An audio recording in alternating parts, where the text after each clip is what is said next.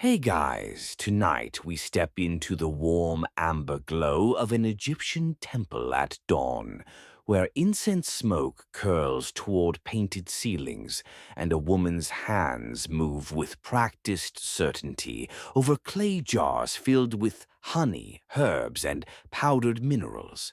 The Nile outside whispers its eternal rhythm, while inside these sacred walls, female healers prepare remedies that will stop infections, ease births, and perhaps save lives before the sun reaches its zenith.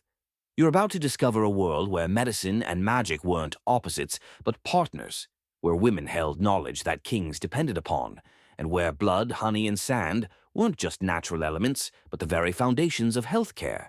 The story may solve mysteries you never had an explanation for, like why honey still appears in wound care research today, or why ancient Egyptian women lived longer than their contemporaries across the Mediterranean.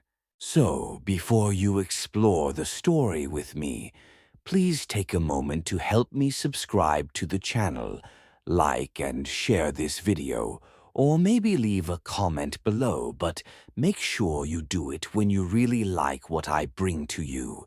Tell me where you're watching from tonight, whether you're in bed in Boston or unwinding in Bangkok, or maybe just share what draws you to these ancient stories of healing and mystery. Now, let's keep the lights as soft as possible. Turn on the fan for a gentle sound to help the story feel more emotional, and let's embark on tonight's journey together. You stand at the threshold of the Per Ankh, the House of Life, as the first rays of sunlight slice through the doorway and illuminate dust motes dancing in the air like tiny golden spirits. The limestone floor feels cool beneath your bare feet, still holding the night's chill before the desert heat arrives to bake everything into submission. Around you, shelves carved into thick walls hold hundreds of vessels, some no bigger than your thumb, others large enough to bathe a child. Each container holds something precious. Dried beetles that somehow reduce swelling, seeds that prevent pregnancy, minerals ground so fine they feel like silk between your fingers. The woman beside you, her linen dress crisp and white, her eyes lined with kohl that serves both beauty and medicine, gestures for you to observe as she works. Her name might be Merit or Nefrit or something lost to time, but her role is crystal clear. She is a Sabalu Endiobola, a physician, though the hieroglyphs that describe her work sometimes translate awkwardly into our modern categories. She is healer, pharmacist, priest, and scientist all at once, and the boundaries between these roles blur like ink in water. You watch her select a ceramic bowl, its interior still stained from yesterday's preparations, and begin combining ingredients with the focused intensity of someone performing a ritual that is simultaneously sacred and practical. Three parts: honey from the hives kept near the temple gardens, where bees feast on lotus blossoms and date palms. 2 parts ground malachite, that green copper mineral that catches light like trapped emeralds.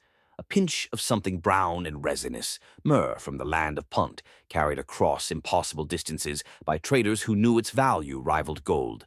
She doesn't measure with cups or spoons, but with something more intimate: the width of 3 fingers of honey, a palmful of powder, a quantity that her hands recognize from repetition. This is medicine as muscle memory, as inherited wisdom, as knowledge that flows from teacher to student across generations of women who understood that a body's secrets were best kept by those who inhabited similar bodies. The mainstream historical fact you need to anchor yourself with is this: Egyptian medical papyri, particularly the Kahun gynecological papyrus dating to around 1800 BCE, prove that ancient Egypt possessed the world's oldest known medical texts, specifically focused on women's health. These weren't primitive superstitions scrawled by amateurs. They were systematic treatments, diagnostic procedures, and pharmaceutical recipes that reveal a sophisticated understanding of the female body. Women weren't just patients in this system. They were practitioners, knowledge keepers, and innovators. But here's the quirky tidbit that makes you smile, even as you try to maintain the reverent quiet of this sacred space. Some of these ancient physicians diagnosed pregnancy by having women urinate on bags of wheat and barley seeds.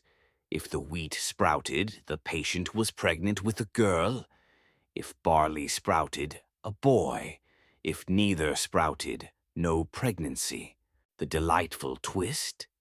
Modern researchers testing this method found it actually worked at detecting pregnancy about 70% of the time, likely because pregnant women's urine contains higher levels of estrogens that promote seed germination. The gender prediction part was nonsense, sure, but the pregnancy test itself? Ancient Egyptian women were essentially inventing the first home pregnancy test millennia before the pink lines appeared on plastic sticks. Historians still argue whether female physicians in ancient Egypt enjoyed the same status as their male counterparts, or whether they occupied a separate, perhaps subordinate medical hierarchy. The evidence tilts both ways depending on which papyrus you read, which tomb inscription you interpret, which statue's damaged cartouche you're trying to decode. What seems undeniable is that women practiced medicine, that they specialized particularly in gynecology and obstetrics, and that their knowledge was valued enough to be recorded, preserved, and taught. You notice the woman's fingers working the mixture now, crushing and blending until the honey takes on a greenish tint from the malachite. The scent rises up, sweet and mineral and faintly metallic, like licking a copper coin dipped in nectar. This preparation might be destined for a wound, where honey's antimicrobial properties and the copper's infection-fighting abilities will work in tandem, or it might become part of a more complex remedy involving incantations to Isis or Hathor, those goddesses who presided over healing and childbirth with equal authority. The light has shifted now, climbing the walls and revealing painted scenes of medical procedures. A woman attending a birth, a priestess offering healing hands to a patient, divine figures pouring out life and health like water from eternal jars. These aren't just decorative choices, they're instructional murals, reminders of technique and theology woven together into a single practice. You breathe in the temple air, thick with frankincense, tinged with the green smell of the Nile when the breeze shifts, heavy with the weight of knowledge that predates your civilization by thousands of years. This is where it begins, your journey into a medical tradition that understood blood as more than something to be feared or hidden, honey as more than a sweetener, and sand as more than an obstacle to be swept away. These three elements, biological, botanical, mineral, formed a trinity of healing in the hands of women who refused to accept that suffering was simply fate's decree. The physician looks up at you now, and though no words pass between you, you understand the invitation. You're about to learn what these women knew, what they discovered, what they preserved through centuries of dynasty and drought, conquest and collapse. The story waiting for you stretches across millennia, but it starts here in this moment of morning preparation, with hands that have touched hundreds of patients, mixing remedies that will endure long after those hands have turned to dust. You follow the physician through a doorway hung with linen curtains, dyed the deep red of pomegranates, entering a chamber where the air feels different, heavier with secrets, thick with the kind of knowledge that women whispered to daughters in the darkness between dusk and dawn. The walls here are painted with scenes that would make modern museum curators nervous. Women in various stages of menstruation, the blood rendered in honest crimson pigment rather than euphemistic symbols, their postures neither ashamed nor celebratory, but simply matter of fact. You're entering the realm where ancient Egyptian women confronted the monthly mystery that marked their bodies as fundamentally different from men's, and where they transformed what other cultures called a curse into something closer to power. A young woman sits on a low stool in the corner, her face tight with discomfort, one hand pressed against her lower abdomen. The physician moves toward her with a basket woven from palm fronds, inside which you glimpse fabric strips, clay vessels, and bundles of dried plants you can't immediately identify. This is healthcare at its most intimate, the kind of medicine that required the patient and practitioner to share not just gender, but a fundamental understanding of what it meant to inhabit a body that bled without injury and yet survived. The mainstream historical fact you anchor to is this: the Ebers Papyrus and Kahun Gynecological Papyrus both contain extensive sections on menstrual disorders, offering treatments for painful periods, irregular cycles, and excessive bleeding that demonstrate a clinical understanding remarkable for any ancient civilization. These texts don't treat menstruation as ritual impurity requiring isolation, unlike many contemporary cultures where menstruating women were considered unclean and dangerous. Instead, Egyptian medical documents approach it as a natural process that sometimes requires intervention, adjustment, or support. The physician kneels beside her patient, speaking in low tones that you strain to hear. The words are medical inquiry: how many days, what color, how much pain, what time of day does it worsen? She's taking a patient history with the thoroughness of any modern gynecologist, her questions revealing a diagnostic framework that recognizes menstruation as a variable phenomenon rather than a single monolithic experience. Every woman's moon time, as some called it, tracking its own rhythm against the lunar cycle that governed the Nile's floods and the planting seasons. You watch as she prepares a remedy, this one involving dates crushed to paste, mixed with milk that still carries the warmth of the cow it came from, and something green that she shaves from a larger root with a bronze knife. The mixture goes into a small cup, and the patient drinks it slowly, her face suggesting it tastes better than you'd expect from something that looks like swamp water. This particular recipe, the physician explains to a younger apprentice observing from the doorway, helps when the monthly blood comes too heavy, flooding out like the Nile in inundation season, leaving the woman pale and weak. Here's your quirky tidbit, the one that makes this ancient medicine suddenly feel both alien and familiar. Egyptian physicians believed they could redirect menstrual blood through fumigation. If a woman's period stopped unexpectedly and she wasn't pregnant, healers would have her squat over a smoking brazier filled with specific resins and oils, the theory being that the smoke would travel up into her womb and convince the blood to flow again.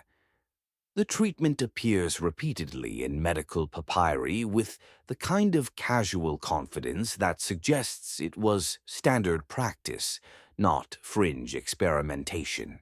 Modern medical anthropologists note that the heat and possibly the medicinal compounds in the smoke might have had some physiological effect, perhaps stimulating blood flow or triggering uterine contractions, though the mechanism remains debated.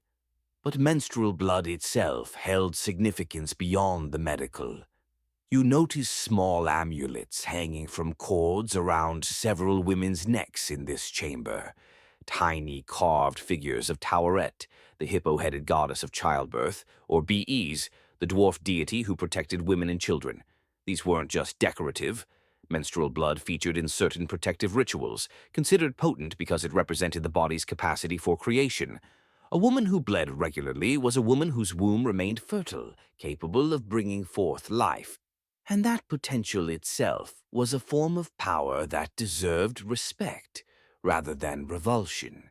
The physician turns to a shelf and retrieves a smooth stone, dark and polished from handling, about the size of a hen's egg. She places it in a shallow dish of water that's been infused with lotus petals, letting it sit while she continues her examination of the patient.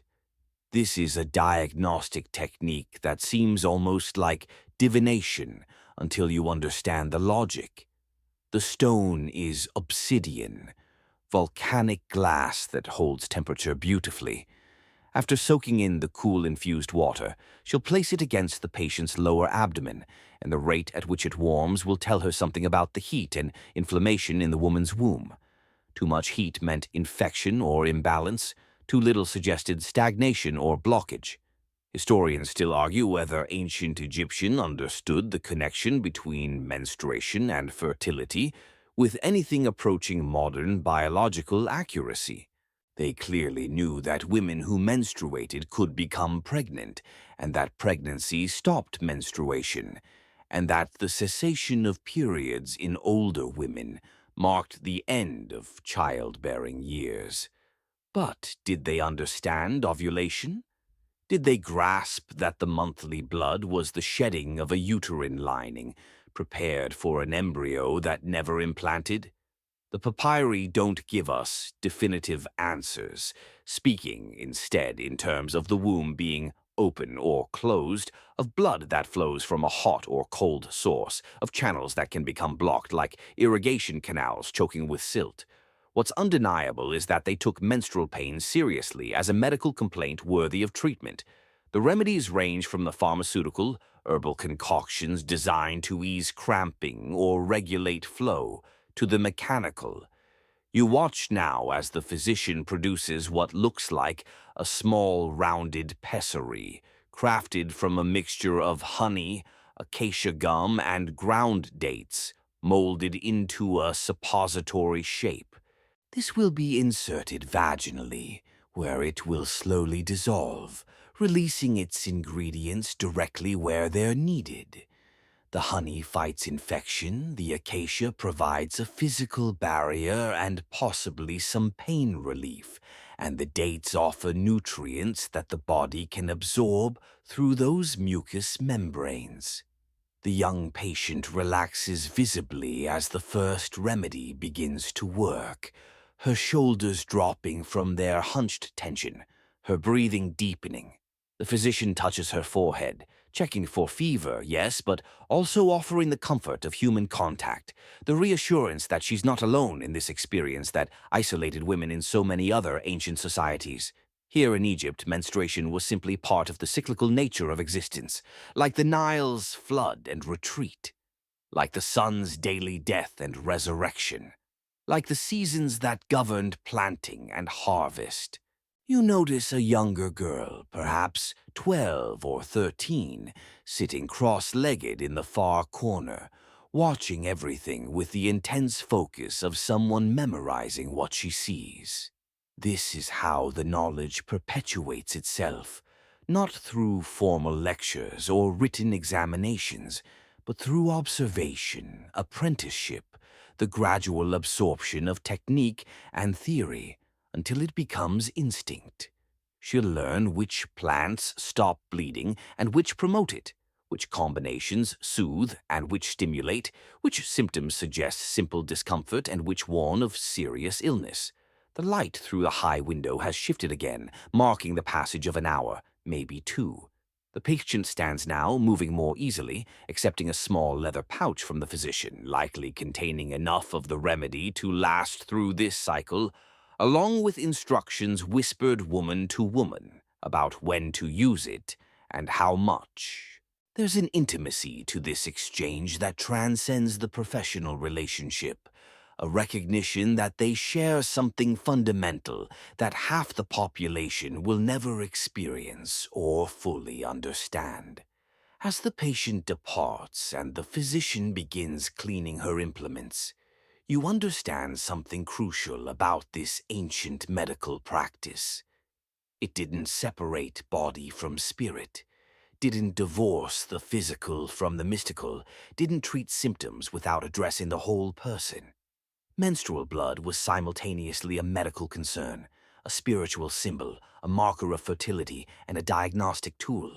The women who managed its mysteries did so with a combination of empirical observation and religious reverence, creating a healing tradition that honored both the science of the body and the sacred nature of creation itself.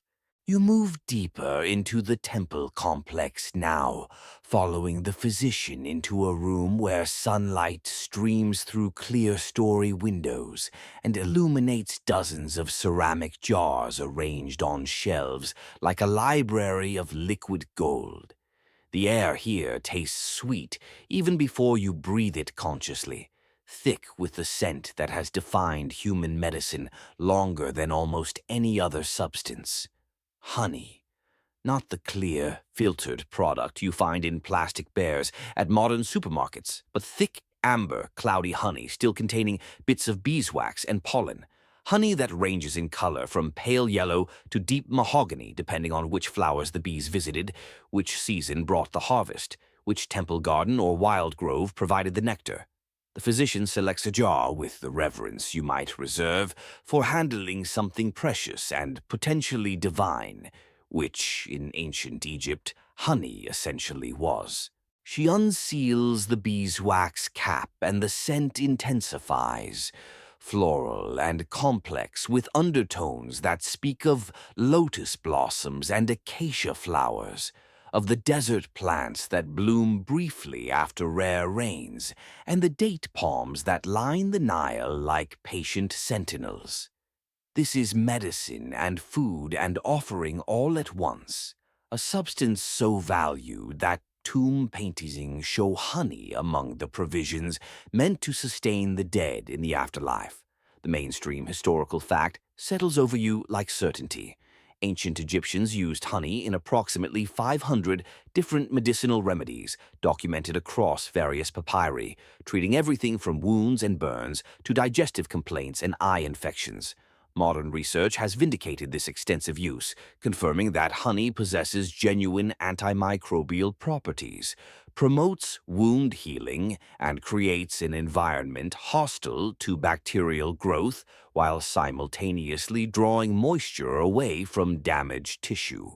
What seemed like superstition for centuries turns out to be sophisticated pharmacology that we're only now fully appreciating. You watch as the physician pours honey into a shallow stone mortar, its consistency thick enough that it moves slowly, catching light and bending it into gold-brown swirls. Into this she begins adding other ingredients, ground coriander seeds that release their citrusy pepper scent, a pinch of what looks like rust-colored powder that she identifies as a red ochre, and something dark and resinous that might be myrrh or frankincense. The pestle moves in steady circles, grinding and blending until the mixture achieves a uniform texture that's somehow both paste and liquid. This particular preparation is destined for wound care, she explains to the apprentice, who's appeared at her elbow like a shadow gaining substance. When a cut festers, when flesh begins to show the red streaks of infection spreading like evil rivers under the skin, when pus appears yellow or green instead of the clean white of healthy healing, this is when honey becomes salvation rather than simply sweetness. The mixture will be spread directly onto the wound, covered with clean linen, and changed twice daily until the infection retreats and pink, healthy tissue begins to fill the gap. Here's the quirky detail that makes you reconsider everything you thought you knew about ancient contraception. Egyptian women used honey as a spermicide, mixing it with acacia gum and sometimes crocodile dung to create vaginal suppositories designed to prevent pregnancy. Before you recoil at the dung component, consider this. Modern analysis reveals that crocodile dung is slightly alkaline, and when combined with the acacia's natural spermicidal properties and honey's thick consistency, creating a physical barrier, You actually have a contraceptive method that might have achieved some measure of effectiveness. The honey served multiple purposes here: binding agent, antimicrobial protection against infection, and contributor to the acidic environment that made the vagina less hospitable to sperm survival. The physician now demonstrates another honey application, this one for a patient suffering from a persistent cough that's kept her awake for 3 nights running. The remedy combines honey with ground carob, a splash of beer, because of course ancient Egyptian medicine involves beer. It was safer than water and provided calories along with a mild sedative effect. And crushed cumin seeds. The patient will take a spoonful every few hours, letting it coat her throat slowly, the honey's antibacterial properties fighting any infection, while its thick consistency soothing inflamed tissue. You notice different honey jars marked with symbols you're learning to read, hieroglyphs indicating not just honey, but specifying the source. There's honey from Lower Egypt, where the delta spreads out in its fertile fan, darker and more robust in flavor. There's honey from temple gardens, where bees feast exclusively on lotus and papyrus flowers, prized for its delicate sweetness and pale color. There's wild honey collected from desert hives, where bees somehow survive on the sparse blooms of acacias and scrub brush. This honey, darker still and carrying medicinal properties that the physicians swear differ from its cultivated cousins. Historians still argue whether ancient Egyptians understood why honey worked as medicine, or simply observed that it did, and incorporated it into their pharmacopoeia through trial and error. The papyri don't explain mechanisms. They don't tell you that honey's low water content and high sugar concentration create an osmotic effect that kills bacteria, or that it contains hydrogen peroxide formed when the enzyme glucose oxidase reacts with water. They simply state, for this condition use this much honey, combined with these ingredients applied in this manner. The empirical knowledge clearly existed. Whether it was accompanied by theoretical understanding remains one of those historical mysteries that keeps scholars debating over conference dinners and academic journals. What's undeniable is the sophistication of application. The physician shows you a medical kit that a traveling healer might carry. A wooden box divided into compartments, one of which holds a small sealed jar of honey alongside tools for applying it. This isn't crude smearing of sticky substance onto injuries. Ancient Egyptian physicians understood that honey works best on clean wounds, that it should be applied in sufficient quantity to completely cover the damaged area, that the dressing should be changed regularly to prevent contamination. They developed protocols that, if written out in modern medical terminology, would look surprisingly familiar to contemporary wound care nurses. You watch now as the physician treats a burn, a kitchen accident involving hot oil that's left an angry red mark across a woman's forearm. The damaged skin gets washed first with water that's been boiled and cooled. Yes, they understood that boiled water was cleaner, even if they attributed it to driving out evil spirits rather than killing microorganisms. Then comes the honey, spread generously over the burn, its coolness immediately soothing against the heat-damaged tissue. Over this goes a layer of clean linen, and the patient receives instructions to return tomorrow for a fresh dressing. The burn will heal faster under honey's care, develop less scarring, hurt less during the recovery process. All outcomes that modern burn units confirm when they use medical-grade honey as part of their treatment protocols. Ancient Egyptian women discovered through observation what we've rediscovered through scientific method. Honey creates a moist healing environment, reduces inflammation, fights infection, and even has some anesthetic properties that diminish pain. But honey's role extended beyond the purely physical. You notice the physician murmuring prayers as she applies her remedies, invoking Neith, the goddess associated with weaving and war and wisdom. or Serket, the scorpion goddess who presided over healing and protection. The honey itself was sometimes considered infused with divine essence, gathered by bees who traveled between the earthly and celestial realms, carrying back not just nectar but blessings from the gods. A medicine that came from such magical creatures, through such mystical process, naturally possessed properties that transcended mere chemistry. The golden substance catches the light again as the physician seals the jar and returns it to its shelf. In this room alone, you estimate there must be enough honey to treat hundreds of patients, enough sweetness to fight countless infections, enough golden promise to offer hope when bodies betray themselves through injury or illness. The bees outside continue their ancient work, visiting flowers and transforming nectar into medicine, while inside these walls, women transform that medicine into healing through knowledge accumulated across generations of careful observation and documented success. You step outside now, leaving the honey-scented chambers behind, and the heat hits you like a physical presence, that dry, absolute heat of the Egyptian desert that makes the air shimmer and turns distant objects into wavering mirages. Your feet sink slightly into sand that's found its way into every corner of this temple complex, despite the stone floors and careful sweeping. Sand gets everywhere in Egypt, insistent as time itself, and the physician you're following has learned not to fight it, but to use it, to understand it, to recognize that this omnipresent substance beneath your feet holds secrets that can diagnose illness and sometimes cure it. She leads you to an open courtyard where several large, shallow basins sit in the full sunlight, each filled with different types of sand and mineral deposits. Some gleam white as bone, others rust red like dried blood.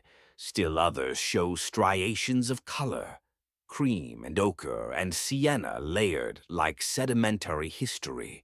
These aren't random collections. They're a pharmacological library in granular form, each substance carefully sourced from specific locations along the Nile or from desert wadis where ancient geological processes have concentrated particular minerals into useful deposits. The mainstream historical fact grounds you here. Egyptian medical texts, particularly the Ebers Papyrus, list numerous mineral-based remedies including natron, malachite, galena, ochre, and various desert salts. Archaeological evidence from physicians' tombs and medical workshops confirms they maintained collections of these substances, often in quantities suggesting regular therapeutic use rather than occasional experimentation. Modern analysis of residues in ancient medicine jars frequently reveals mineral compounds that we now know possess genuine pharmacological properties. Antimicrobial action, astringent effects, anti-inflammatory capabilities. The physician crouches beside a basin filled with natron, that naturally occurring mixture of sodium carbonate, sodium bicarbonate, sodium chloride, and sodium sulfate that forms in dried lake beds when desert water evaporates under the merciless sun. You know natron primarily from its role in mummification, how it desiccates flesh and preserves bodies for eternity. But she's about to show you its medical applications on the living. She scoops out a handful and lets it trickle through her fingers back into the basin, the crystals catching light like tiny prisms.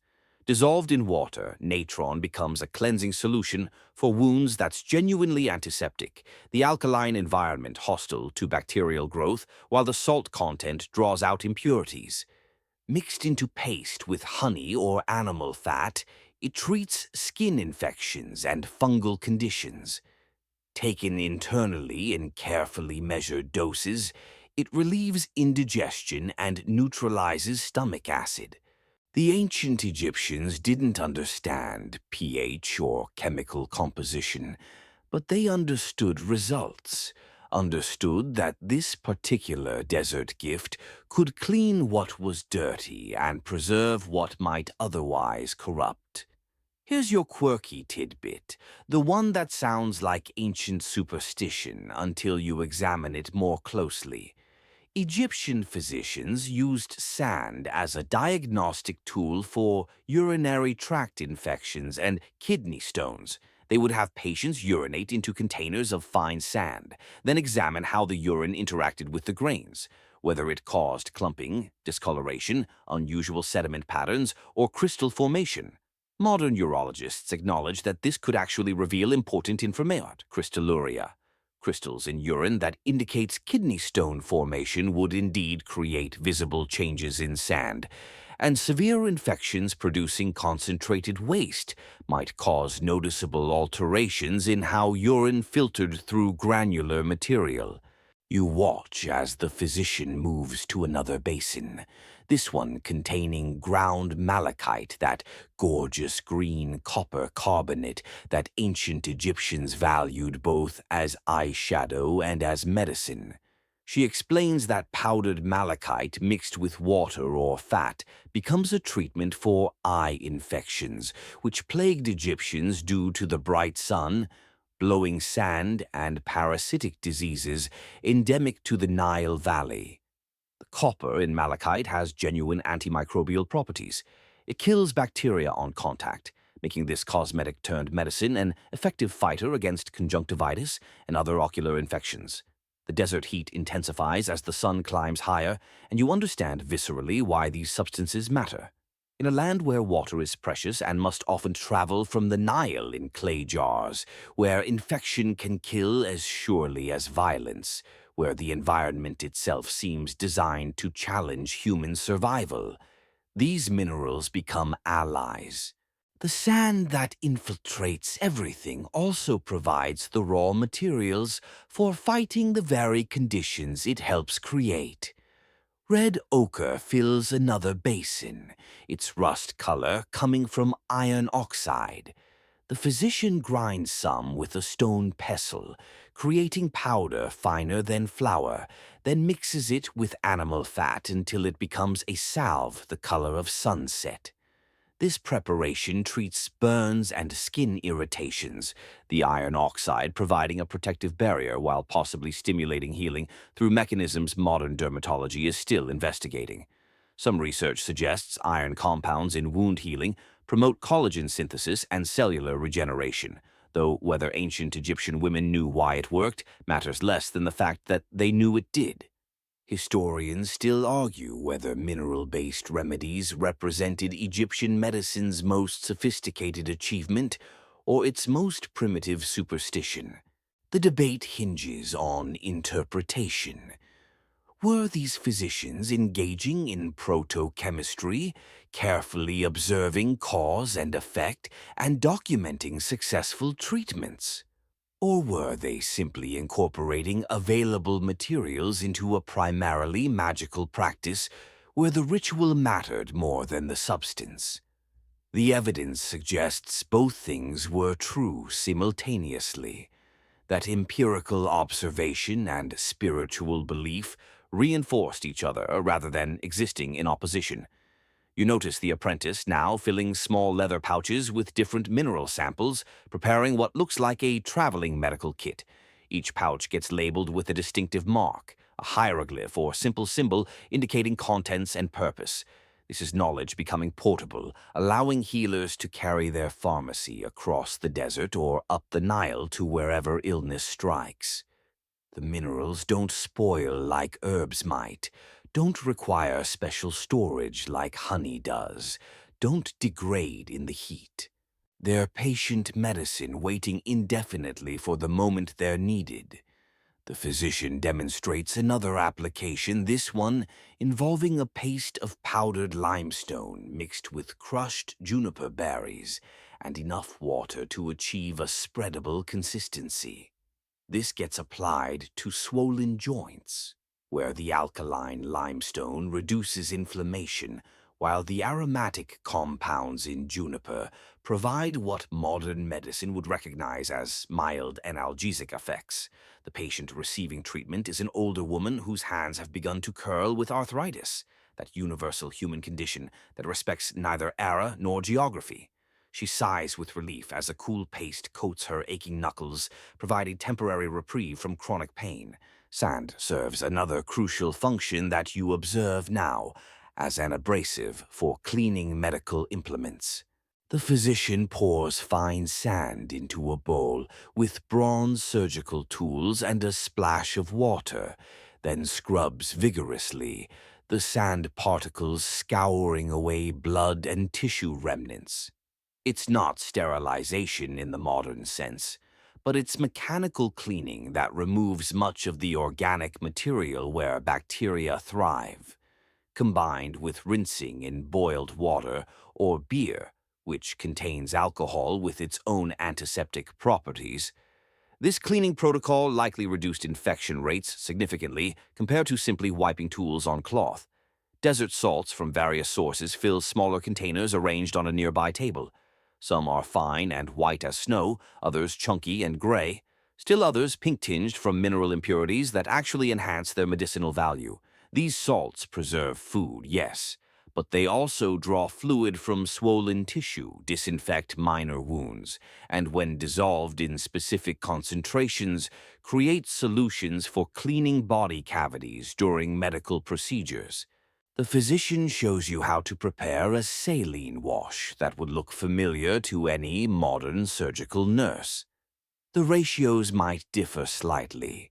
The container's ceramic rather than sterile plastic, but the principle remains identical across millennia. You bend down and let desert sand run through your own fingers now, feeling its warmth from the sun, its fineness ground by wind and time into particles almost as soft as powder. Each grain is a tiny fragment of rock weathered down to nearly nothing, and yet collectively these grains bury cities, create dunes that swallow armies, and fill the spaces between past and present with physical evidence of geological time. That same sand becomes medicine in skilled hands, becomes diagnostic tool, becomes the foundation, quite literally, of a healing tradition that understood the desert not as enemy but as provider of resources necessary for human survival. The sun reaches its zenith, turning everything white, bright, and shadowless. The physician leads you back toward the shade of the temple interior, but you glance back at those basins of minerals glowing in the harsh light. Calcium, copper, iron, sodium, silicon, all the building blocks of both earth and body, all the connections between desert and flesh that ancient Egyptian women learned to manipulate in service of healing. You enter a chamber where the air vibrates with low voices.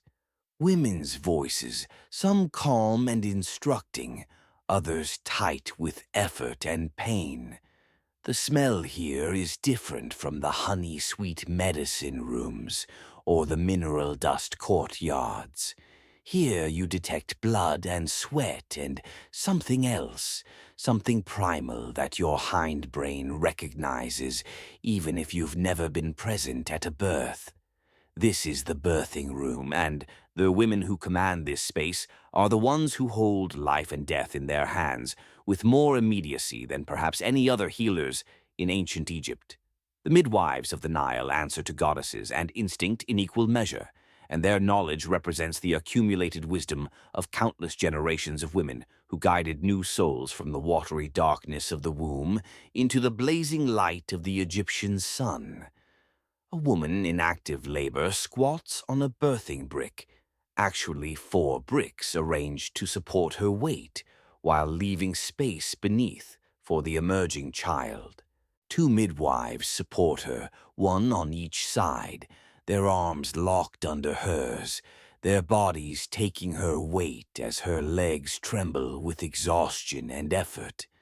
Another midwife kneels before her, hands ready, eyes focused with an intensity that suggests she's reading signs invisible to your untrained gaze. The laboring woman's face runs with sweat, despite the fans waving gently in attendants' hands, and she makes a sound low in her throat that's older than language, older than civilization itself. The mainstream historical fact anchors this scene. Ancient Egyptian midwives were skilled professionals who left archaeological evidence of their practice, including birthing bricks inscribed with protective spells, specialized obstetric tools, and medical papyri detailing birth complications and interventions. The Kahun Papyrus and later texts describe procedures for managing breech presentations, prolonged labor, and postpartum hemorrhage, the three great killers of mothers in the pre-modern world. These women weren't simply assistants at a natural process. They were interventionists who understood when to wait, when to act, and when to call upon every resource at their disposal, including pharmaceutical, surgical, and spiritual. You watch as one midwife prepares a drink for the laboring woman, dates crushed in beer with honey, designed to provide quick energy, while the alcohol offers mild pain relief, and the honey fights any infection that might enter through the birth canal during delivery. The woman drinks between contractions, her hand shaking slightly as she brings the cup to her lips, her eyes distant with the inward focus that labor demands. She's traveling somewhere you cannot follow, somewhere ancient and instinctive where her body knows what to do, even if her conscious mind feels overwhelmed. Here's the quirky detail that makes ancient Egyptian obstetrics suddenly feel remarkably sophisticated. Midwives used a form of amniotomy, deliberately rupturing the membranes to speed labor, and they had specialized tools for this purpose, including smooth bone or ivory implements shaped specifically for accessing the amniotic sac without damaging the baby or the cervix.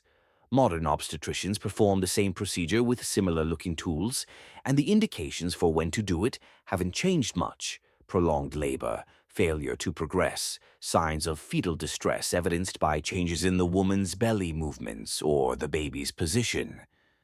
The midwife, crouching before the laboring woman, now places her hands on the swollen belly, reading its contractions like text written in muscle and skin. She feels how the uterus hardens and releases, times the intervals, assesses the strength. Her hands move lower, gentle but confident, checking dilation without the sterile gloves and bright lights of modern delivery rooms, but with a tactile sensitivity that comes from delivering hundreds of babies, from learning what normal progression feels like and recognizing immediately when something deviates from that pattern. The laboring woman cries out, not a scream but a deep groaning that comes from her core, and suddenly there's visible progress. The crowning of the baby's head, dark hair slick with fluid catching the lamplight. The kneeling midwife's hands move into position, ready to support the emerging skull, to check for the umbilical cord around the neck, to guide the shoulders through that final tight passage. The other midwives adjust their grip, lowering the mother slightly, helping her work with her body's imperatives rather than against them. Historians still argue whether ancient Egyptian midwives understood the mechanics of childbirth in anatomical terms or worked purely from experiential knowledge without theoretical framework.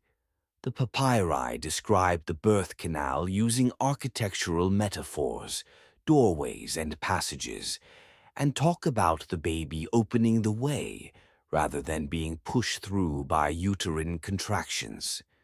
Yet, their practical interventions suggest understanding that transcended mere metaphor. They knew how to turn a baby in the womb, how to extract a placenta that wouldn't deliver naturally, how to stop hemorrhaging through external massage and internal packing with absorbent materials soaked in astringent herbs. The baby emerges in a rush of fluid and blood, and the midwife's hands catch the slippery new person with practiced ease. immediately checking mouth and nose for obstructions, holding the infant at a slight angle to let fluid drain from the lungs. The first cry comes sharp and indignant, and you see relief wash across every face in the room. That sound means breathing, means life, means this particular gamble with mortality has been won. The umbilical cord still pulses, thick and rope-like, connecting mother and child in those final moments of physical unity. They wait for the pulsing to stop before cutting the cord, another practice that modern obstetrics has circled back to after decades of immediate clamping. The midwife uses a bronze blade, sharp and clean, warmed in a flame to reduce infection risk. She ties the cord with linen thread in 2 places, cuts between them, then seals the baby's navel stump with a paste made from powdered myrrh and honey, both antiseptic, both protective against the infection that killed countless newborns in every ancient civilization. The new mother now needs attention as urgently as her baby. One midwife presses firmly on her belly, encouraging the placenta to separate and deliver, watching for signs of excessive bleeding that would require intervention. Another prepares the cleansing wash, warm water with salt and herbs, maybe a splash of wine for its alcohol content, that will be used to clean the mother's body after she's delivered the afterbirth. The room smells of blood and effort and beginning, that particular perfume of childbirth that seems to concentrate all of life's intensity into a single olfactory experience. You notice amulets scattered around the birthing area, small figurines of Taweret, the hippopotamus goddess of childbirth with her pregnant belly and protective ferocity, images of Bees, the dwarf god who drove away evil spirits and protected women in their most vulnerable moment. Knots and symbols whose meaning you don't fully grasp, but whose protective intention is obvious. These aren't mere superstition or psychological comfort, though they provide that too. In a world where maternal and infant mortality rates were staggeringly high by modern standards, where infection and hemorrhage and obstructed labor killed without mercy, these spiritual safeguards represented the only defense against forces that medicine couldn't always overcome. The afterbirth delivers intact, and the attending midwife examines it carefully, another practice that modern medicine recognizes as crucial. A retained placental fragment means infection risk. An abnormal placenta might explain complications during labor or predict problems for future pregnancies. The ancient Egyptian midwife's examination serves the same diagnostic purpose as what a modern delivery room nurse performs, checking completeness and noting anything unusual for the medical record that exists in memory and oral tradition rather than written charts.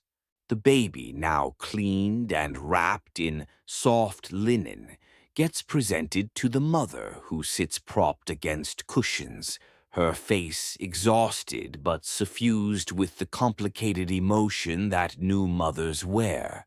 Relief and love and shock and fierce protectiveness all tangled together. The midwife helps position the infant at the breast, shows the mother how to support the small head, how to encourage the initial latch that will bring in the milk and provide the baby's first food. This breastfeeding initiation is medicine too, colostrum packed with antibodies, the physical bonding that reduces maternal hemorrhage through hormone release, the establishment of feeding patterns that will sustain this new life through its most vulnerable months.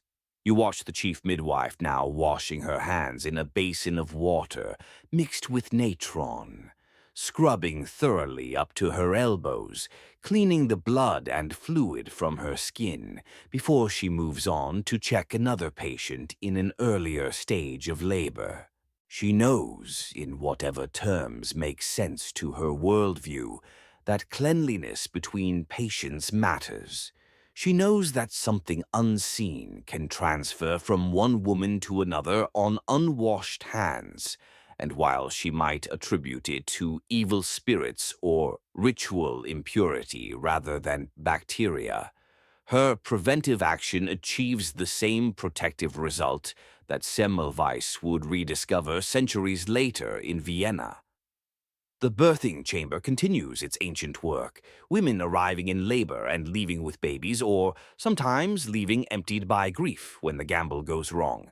But the knowledge persists, flowing from senior midwives to apprentices who crouch in corners watching everything, who fetch supplies and learn through observation the thousand small techniques that make the difference between competent assistance and masterful midwifery. They learn when to intervene and when to wait, when to call for the physician with her surgical tools, and when to simply hold space for the woman's body to complete its appointed task.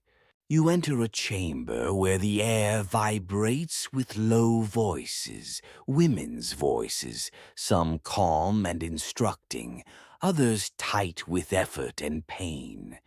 The smell here is different from the honey-sweet medicine rooms or the mineral dust courtyards.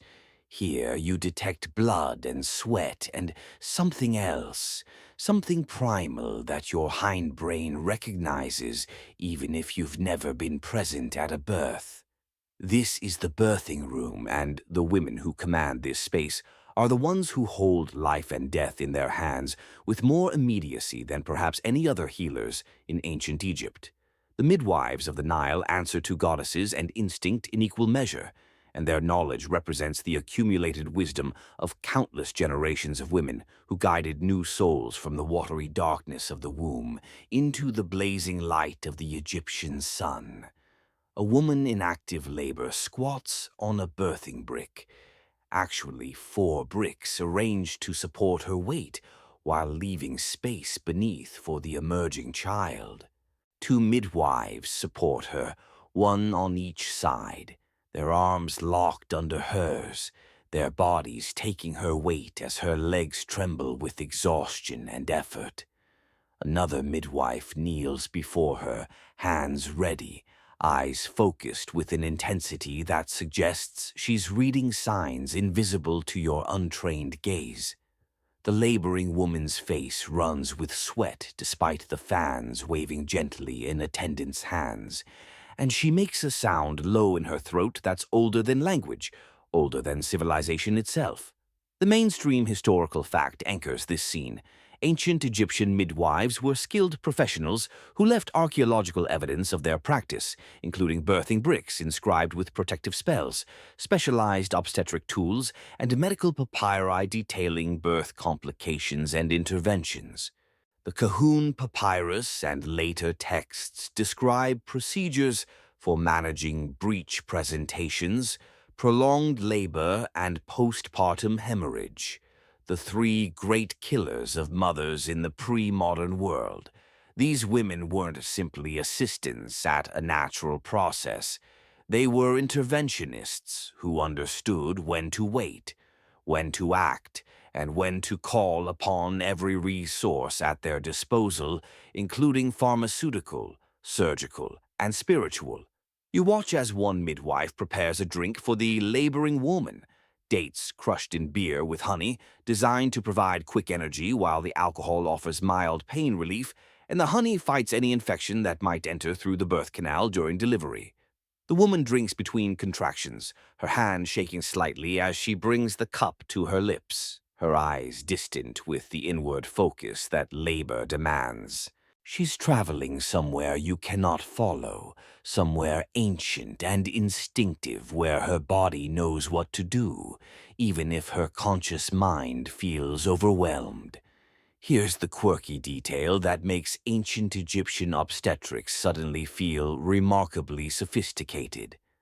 Midwives used a form of amniotomy, deliberately rupturing the membranes to speed labor, and they had specialized tools for this purpose, including smooth bone or ivory implements shaped specifically for accessing the amniotic sac without damaging the baby or the cervix.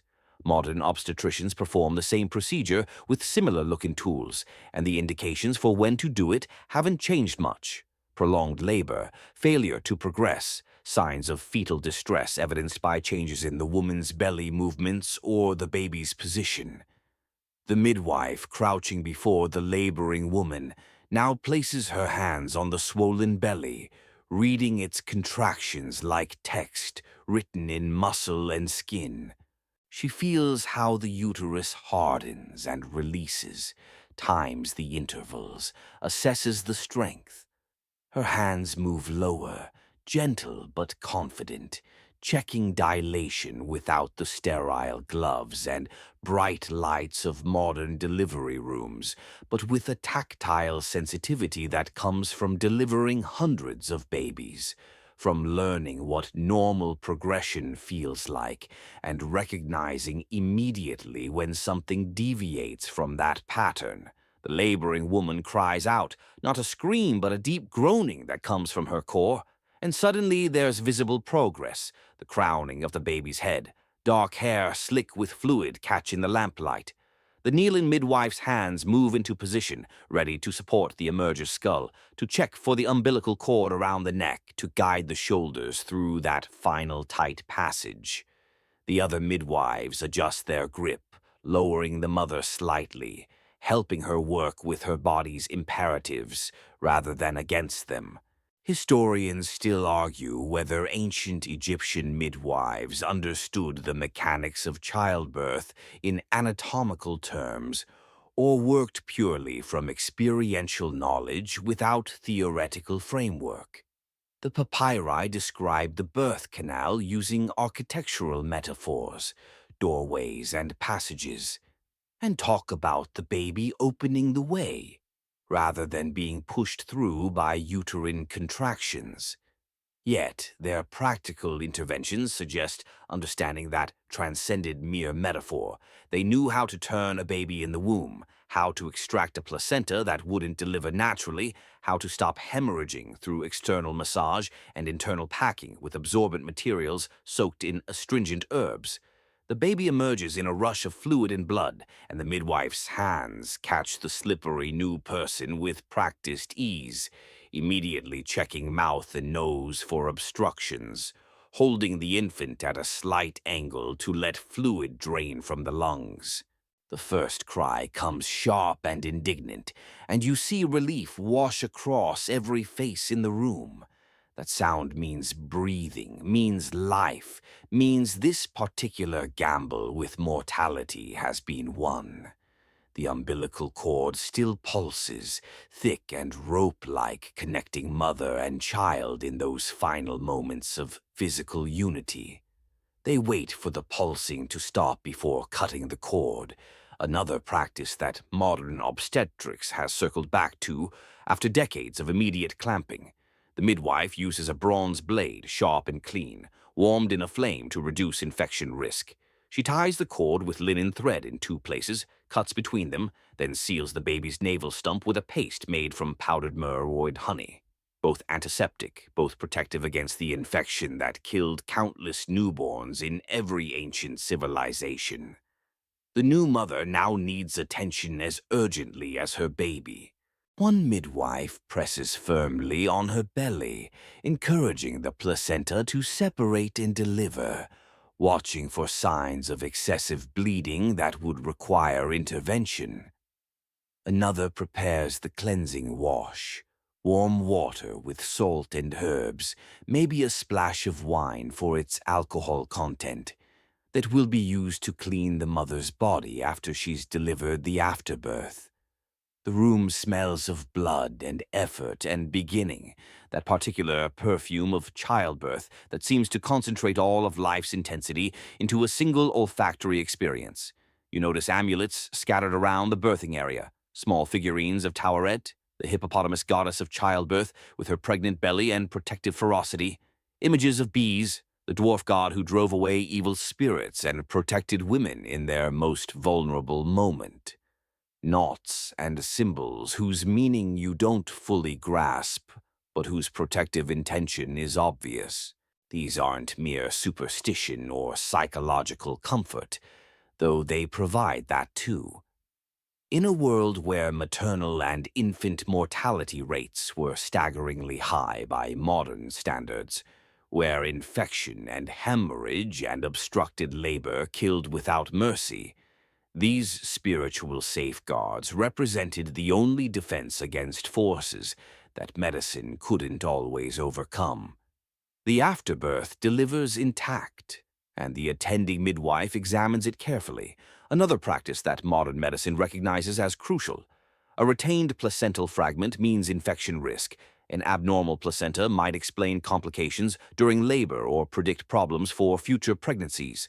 The ancient Egyptian midwife's examination serves the same diagnostic purpose as what a modern delivery room nurse performs, checking completeness and noting anything unusual for the medical record that exists in memory and oral tradition rather than written charts. The baby, now cleaned and wrapped in soft linen, gets presented to the mother who sits propped against cushions, her face exhausted but suffused with the complicated emotion that new mothers wear, relief and love and shock and fierce protectiveness, all tangled together. The midwife helps position the infant at the breast, shows the mother how to support the small head, how to encourage the initial latch that will bring in the milk and provide the baby's first food. This breastfeeding initiation is medicine too, colostrum packed with antibodies, the physical bonding that reduces maternal hemorrhage through hormone release, the establishment of feeding patterns that will sustain this new life through its most vulnerable months. You watch the chief midwife now washing her hands in a basin of water mixed with natron, scrubbing thoroughly up to her elbows, cleaning the blood and fluid from her skin before she moves on to check another patient in an earlier stage of labor. She knows, in whatever terms make sense to her worldview, that cleanliness between patients matters. She knows that something unseen can transfer from one woman to another on unwashed hands, and while she might attribute it to evil spirits or ritual impurity rather than bacteria, her preventive action achieves the same protective result that Semmelweis would rediscover centuries later in Vienna. The birthing chamber continues its ancient work, women arriving in labor and leaving with babies, or sometimes leaving emptied by grief when the gamble goes wrong. But the knowledge persists, flowing from senior midwives to apprentices who crouch in corners watching everything, who fetch supplies and learn through observation the thousand small techniques that make the difference between competent assistance and masterful midwifery. They learn when to intervene and when to wait, when to call for the physician with her surgical tools, and when to simply hold space for the woman's body to complete its appointed task. You follow the senior midwife now into an adjoining chamber where the air carries a different energy, less urgent than the birthing room, more contemplative, filled with the quiet concentration of women seeking to control rather than celebrate fertility. Here sit vessels containing preparations that represent perhaps ancient Egypt's most revolutionary medical achievement, the ability to separate sex from reproduction, to give women some measure of agency over when and whether their bodies would undertake the dangerous journeys of pregnancy and childbirth. The women who brewed these contraceptives and abortifacients walked a delicate line between healer and transgressor, between serving women's needs and challenging the fundamental expectation that female bodies existed primarily for reproduction. The midwife selects ingredients from clay jars labeled with hieroglyphs you're beginning to recognize. Acacia leaves, dates, honey, certain seeds and roots whose names have been lost to time or never translated satisfactorily. She works with the quiet confidence of someone following recipes tested across generations, formulas that were whispered from teacher to student, recorded in medical papyri with the same clinical detachment used for treating infected wounds or setting broken bones. Birth control in ancient Egypt wasn't hidden or shameful, it was simply another aspect of managing the female body's potential and its dangers. The mainstream historical fact that settles over you with its weight of evidence. The Kahun Gynecological Papyrus and Ebers Papyrus both contain multiple contraceptive recipes, including barrier methods, spermicides, and preparations designed to prevent implantation or induce early abortion. These weren't theoretical exercises or moral condemnations disguised as medical texts. They were practical instructions written for use, preserved because they worked often enough to be worth remembering. Archaeological evidence from trash heaps and medical contexts confirms that the ingredients specified in these recipes were actually used in combinations matching the papyri's directions. You watch as the midwife crushes acacia leaves in her mortar, releasing a sharp green scent that cuts through the chamber's stuffier air. Acacia contains natural gums that, when fermented, produce lactic acid, the same spermicidal agent found in modern contraceptive jellies and foams. The ancient Egyptian women who discovered that acacia-based pessaries prevented pregnancy didn't understand the chemistry, didn't know about pH levels or sperm motility, but they understood results. Insert this preparation before intercourse, and conception becomes less likely. Repeat the observation across enough women and enough years, and the pattern becomes knowledge that deserves preservation and teaching. Here's your quirky detail, the one that sounds absurd until modern science validates it. Ancient Egyptian contraceptive suppositories often included crocodile dung mixed with honey and acacia gum, formed into pessaries and inserted vaginally before sex. Modern researchers analyzing this recipe discovered it could actually work.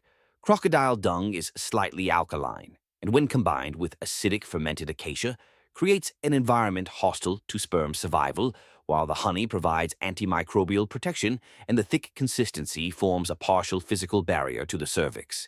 The effectiveness wouldn't match modern contraception, but it might prevent pregnancy more often than chance alone, which, in a world without reliable birth control, represented a significant advancement for women's autonomy. The midwife now demonstrates another method, this one involving a small wad of linen soaked in a mixture of fermented acacia juice and honey, then inserted deep into the vagina to rest against the cervix. This is essentially an ancient diaphragm and spermicide combination, a barrier method that prevents sperm from entering the uterus, while the chemical properties of the soaking solution kill whatever sperm might bypass the physical obstruction. The linen can be removed after intercourse with an attached string.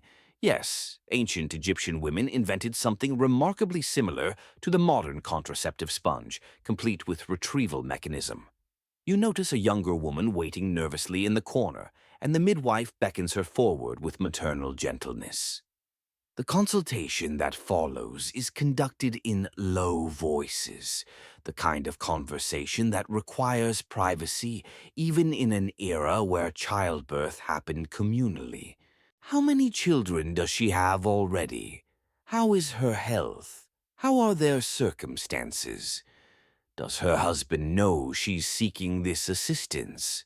The questions acknowledge the complicated reality of contraception, that it's simultaneously a medical intervention, a family planning decision, and potentially a point of marital conflict if partners disagree about expanding their family.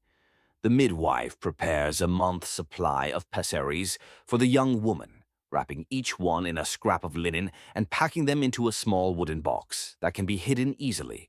She provides instructions about timing. Insert before intercourse, leave in place for several hours afterward. Remove and cleanse thoroughly. She warns about signs of infection or irritation that would require stopping use and seeking treatment.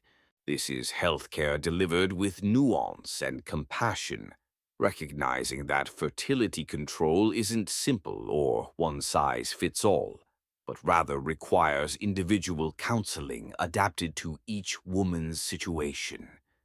Historians still argue whether ancient Egyptian contraceptive methods were primarily used by elite women who could afford specialized medical care or were accessible across social classes. The evidence tilts toward broader accessibility. The ingredients required weren't particularly expensive or rare. The techniques didn't require surgical skill or complex preparation, and the documentation exists in medical texts, clearly intended for practical use by working physicians rather than as theoretical discussions for scholars. Contraception appears to have been a normal part of gynecological care rather than an exotic luxury available only to royalty. But contraception represents only half the story. The midwife moves to another set of jars containing preparations with different purposes. These are for women who need to end rather than prevent pregnancy. The distinction matters. Contraception prevents conception or implantation. Abortifacients expel a pregnancy that's already established. Ancient Egyptian medicine recognized this difference and provided options for both scenarios, though the abortifacient recipes came with more warnings and were administered with greater caution due to increased risks. You watch as she measures out ingredients for an emmenagogue, a substance that promotes menstruation, and, when used in the right circumstances, can terminate very early pregnancy before implantation is complete. This particular recipe combines ground seeds from certain plants, the specific species lost to translation, though likely pennyroyal or similar herbs known to affect uterine contractions, dates for sweetness and binding, and beer as the liquid vehicle. The woman who receives this preparation will drink it if her menstruation is late, and she suspects pregnancy, hoping to restart her cycle before the pregnancy advances. More aggressive abortifacients exist in the midwife's pharmacopoeia, compounds designed to provoke strong uterine contractions that expel an established pregnancy. These carry significant risks: hemorrhage, incomplete abortion requiring further intervention, infection if tissue remains in the uterus, toxicity if dosage isn't carefully controlled. The midwife doesn't dispense these lightly. She assesses each case individually, considering how far along the pregnancy might be, whether the woman's health would be threatened by continuing the pregnancy, whether social circumstances make the pregnancy untenable. The ethical landscape here is complex and foreign to modern sensibilities. Ancient Egypt didn't have the same abortion debates that characterize contemporary politics. Life was precarious enough that controlling fertility wasn't a moral crisis but a practical necessity.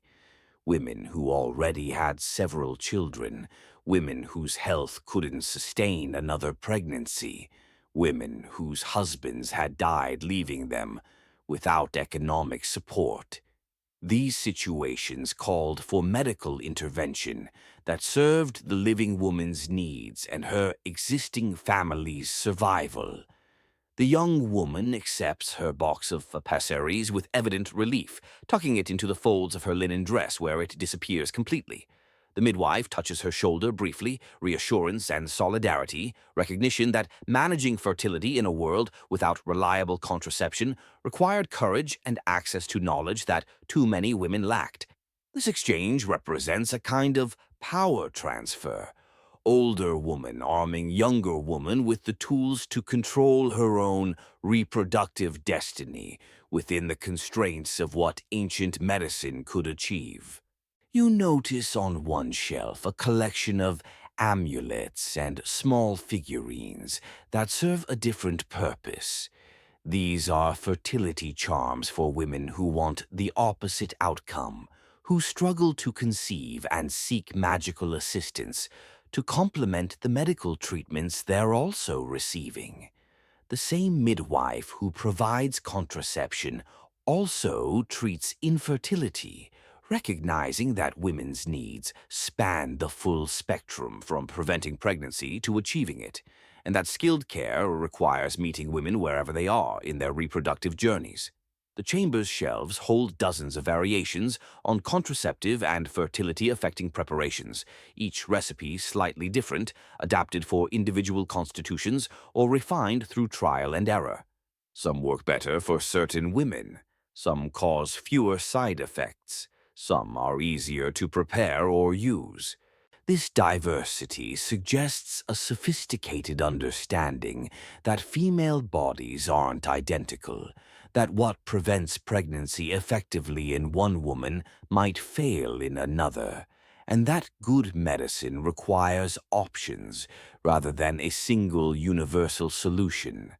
As the midwife tidies her work area, cleaning her mortar and returning unused ingredients to their proper jars, you recognize that this knowledge represents a form of resistance against the biological lottery that made women's lives so much more dangerous than men's in the ancient world. Every pregnancy risked maternal death. Every unwanted child strained resources and increased hardship. The ability to brew potions that interrupted this biological imperative, even imperfectly, represented genuine power in a world that gave women few other tools for controlling their own destinies. You step through a doorway hung with blue-glazed faience beads that click softly as you pass, entering a chamber where something unexpected waits. Evidence that challenges your assumptions about gender and medicine in the ancient world. The woman working here isn't a midwife or herbalist confined to treating female complaints and birthing babies. She's a SWNW, a physician in the fullest sense, her title carved into the stone lintel above her workspace, just as any male doctor's would be. Her surgical tools lie arranged on a wooden table, bronze scalpels, curved needles for suturing, forceps for extracting foreign objects, probes for examining wounds. This is a doctor's office that happens to belong to a woman, and her presence here represents both opportunity and struggle in a society that recognized female competence while still favoring male authority. The physician, her name might be Pesachet or Meritpatah, or one of the other handful of female doctors whose names survived in temple inscriptions and tomb reliefs, examines a patient's infected leg wound with the same clinical detachment you'd expect from any skilled practitioner. She probes the edges carefully, testing for hidden pockets of pus, checking whether the infection has tracked along tissue planes toward more dangerous territory near major blood vessels. Her movements show complete confidence, the muscle memory of someone who's performed this examination hundreds of times and can read flesh the way scribes read hieroglyphs. The mainstream historical fact grounds this scene. Archaeological and textual evidence confirms that women practiced medicine at the highest professional levels in ancient Egypt, though in far smaller numbers than their male colleagues. Pesachet, who lived during the 4th dynasty around 2400 BCE, held the title Lady Overseer of the Lady Physicians, suggesting not only that female doctors existed, but that there were enough of them to require administrative hierarchy. Meritpatah, often cited as history's first named female physician, appears in tomb inscriptions as chief physician, though some modern scholars debate whether she practiced medicine or simply held the title through family connection. You watch as the physician selects a scalpel and, without hesitation, makes a clean incision into the swollen tissue to drain the infection. Pus flows out, thick and yellow-white, and she presses gently around the wound to encourage complete drainage. The patient, a middle-aged man who surely had multiple male physicians available to choose from, doesn't flinch from her care or question her authority. He trusts her skill, her training, her hands that move with surgical precision, despite the cultural expectations that might have relegated her to treating only women and children. Here's the quirky detail that illuminates how these female physicians navigated a male-dominated profession. Some evidence suggests they specialized strategically in areas that male doctors found distasteful or ritually problematic. Treating diseases of the anus and intestines, managing conditions that involved bodily fluids considered unclean, handling corpses during medical training, these aspects of medicine gave some male practitioners pause, creating spaces where female doctors could build expertise and reputation without direct competition. It's a familiar pattern. Women entering medicine through the doors that men left ajar because the rooms beyond seemed less desirable. The physician now irrigates the drained wound with beer mixed with crushed willow bark, the beer providing mild antiseptic action through its alcohol content, the willow bark containing salicylic acid that reduces inflammation and pain.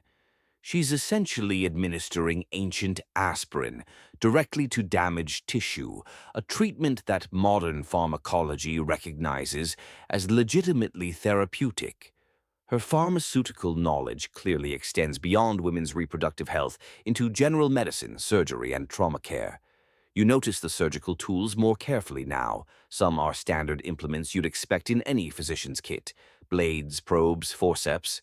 But others are specifically gynecological: vaginal speculae, dilators, instruments for examining the cervix or removing retained placental tissue. This juxtaposition suggests that female physicians occupied a complicated professional space, expected to treat general medical conditions, but also particularly valued for their expertise in women's health, where their personal experience with female anatomy gave them insights male doctors couldn't fully replicate.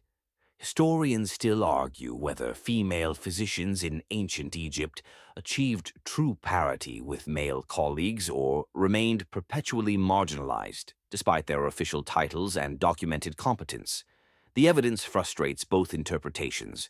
We have proof of female doctors treating male patients and holding administrative positions, but we also have far fewer records of women in medicine than men, and the female doctors whose names survived were often connected to royal courts or temple establishments, suggesting that most women couldn't access medical training or practice medicine professionally, even if a talented few did.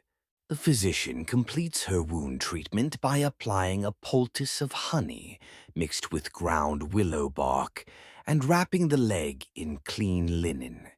She provides instructions for changing the dressing, warning signs that would require immediate return, dietary recommendations that might support healing.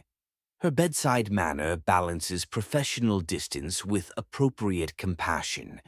She's neither cold nor emotionally over-involved, maintaining the therapeutic relationship that allows her to serve the patient's medical needs without becoming entangled in personal drama. A younger woman enters now, an apprentice clearly, carrying a basket of fresh linen strips for bandaging. She watches intently as the physician works, occasionally asking quiet questions that the doctor answers while continuing her examination. This mentorship represents how medical knowledge perpetuated itself across generations, not through formal classroom instruction or standardized curricula, but through observation, practice under supervision, and gradual assumption of increasing responsibility as skill developed. You wonder what obstacles this apprentice has already overcome to reach this position. Most young women in ancient Egypt married young and began bearing children immediately, their lives consumed by domestic responsibilities that left little room for professional training, requiring years of dedicated study. The women who became physicians must have been exceptional in multiple ways: intellectually gifted enough to master complex material, socially positioned to access training opportunities typically reserved for men, personally determined enough to persist despite cultural expectations pushing them toward more conventional roles. The physician moves to a shelf containing medical papyri, rolled scrolls of papyrus covered in hieratic script, detailing treatments, recipes, and case studies. She consults one now, unrolling it carefully to find a specific passage about treating deep puncture wounds that might have damaged underlying structures. Even experienced doctors need references, need to confirm their memory against documented procedures, need to check whether previous physicians encountering similar cases found insights worth preserving. This casual consultation of written medical literature reveals how Egyptian medicine balanced experiential learning with systematic documentation. What strikes you most powerfully is the sheer normalcy of this scene. The female physician doesn't perform her work with dramatic flair or defensive justification of her presence in a male profession. She simply doctors, competently, confidently, efficiently. The patients who seek her care don't seem shocked by her gender or skeptical of her abilities. The system that trained her and granted her professional title apparently functioned similarly for women as for men, at least for those few women who managed to access it. Yet you can't ignore the silence in the historical record. For every Merit Ptah or Peshet whose name survived, how many talented women never received training because their families needed them for domestic labor? How many practiced medicine informally in their communities, treating neighbors and relatives, building reputations as healers, but never earned official titles or left documentary traces? How many had the intellectual gifts and passionate interest, but lived in times or places where no pathway into professional medicine existed for women, regardless of their capabilities?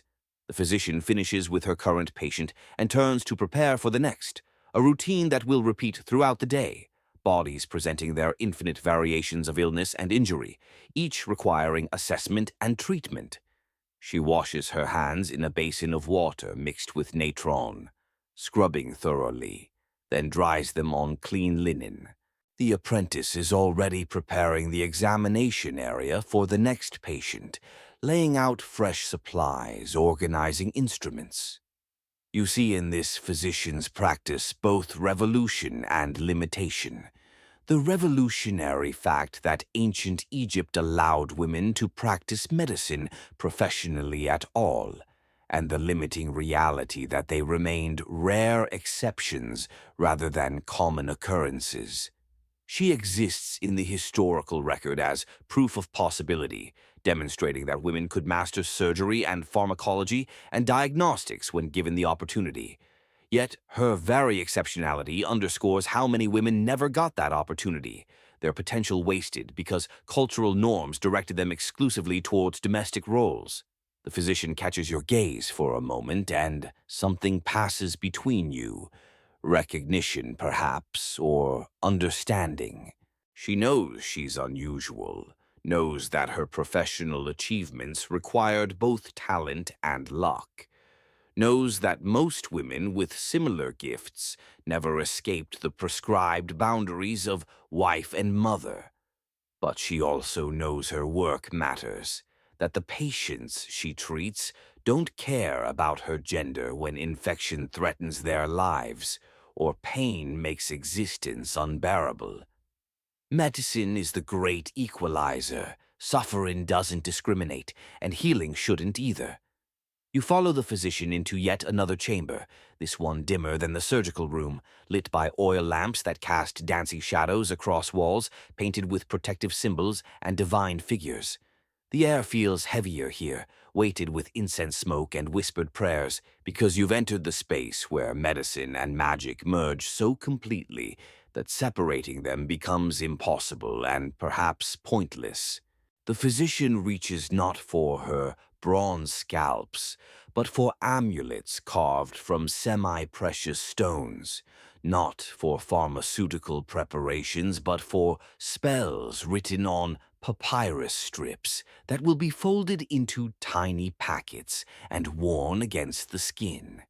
This is the aspect of ancient Egyptian medicine that modern sensibilities find most foreign, the absolute conviction that spiritual intervention and physical treatment were complementary rather than contradictory approaches to healing.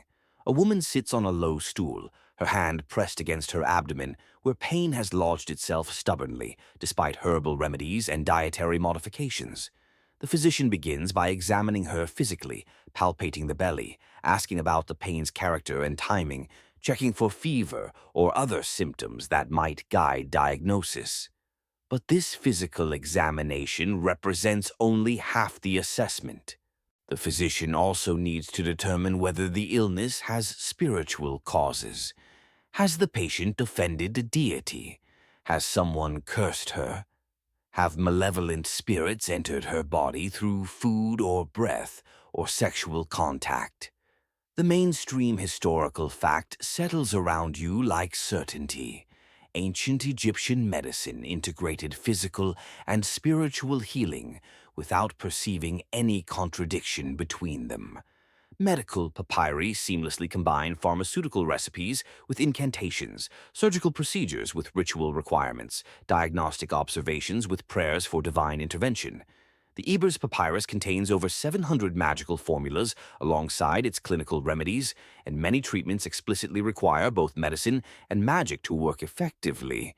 The potion without the prayer would be incomplete, the spell without the substance insufficient.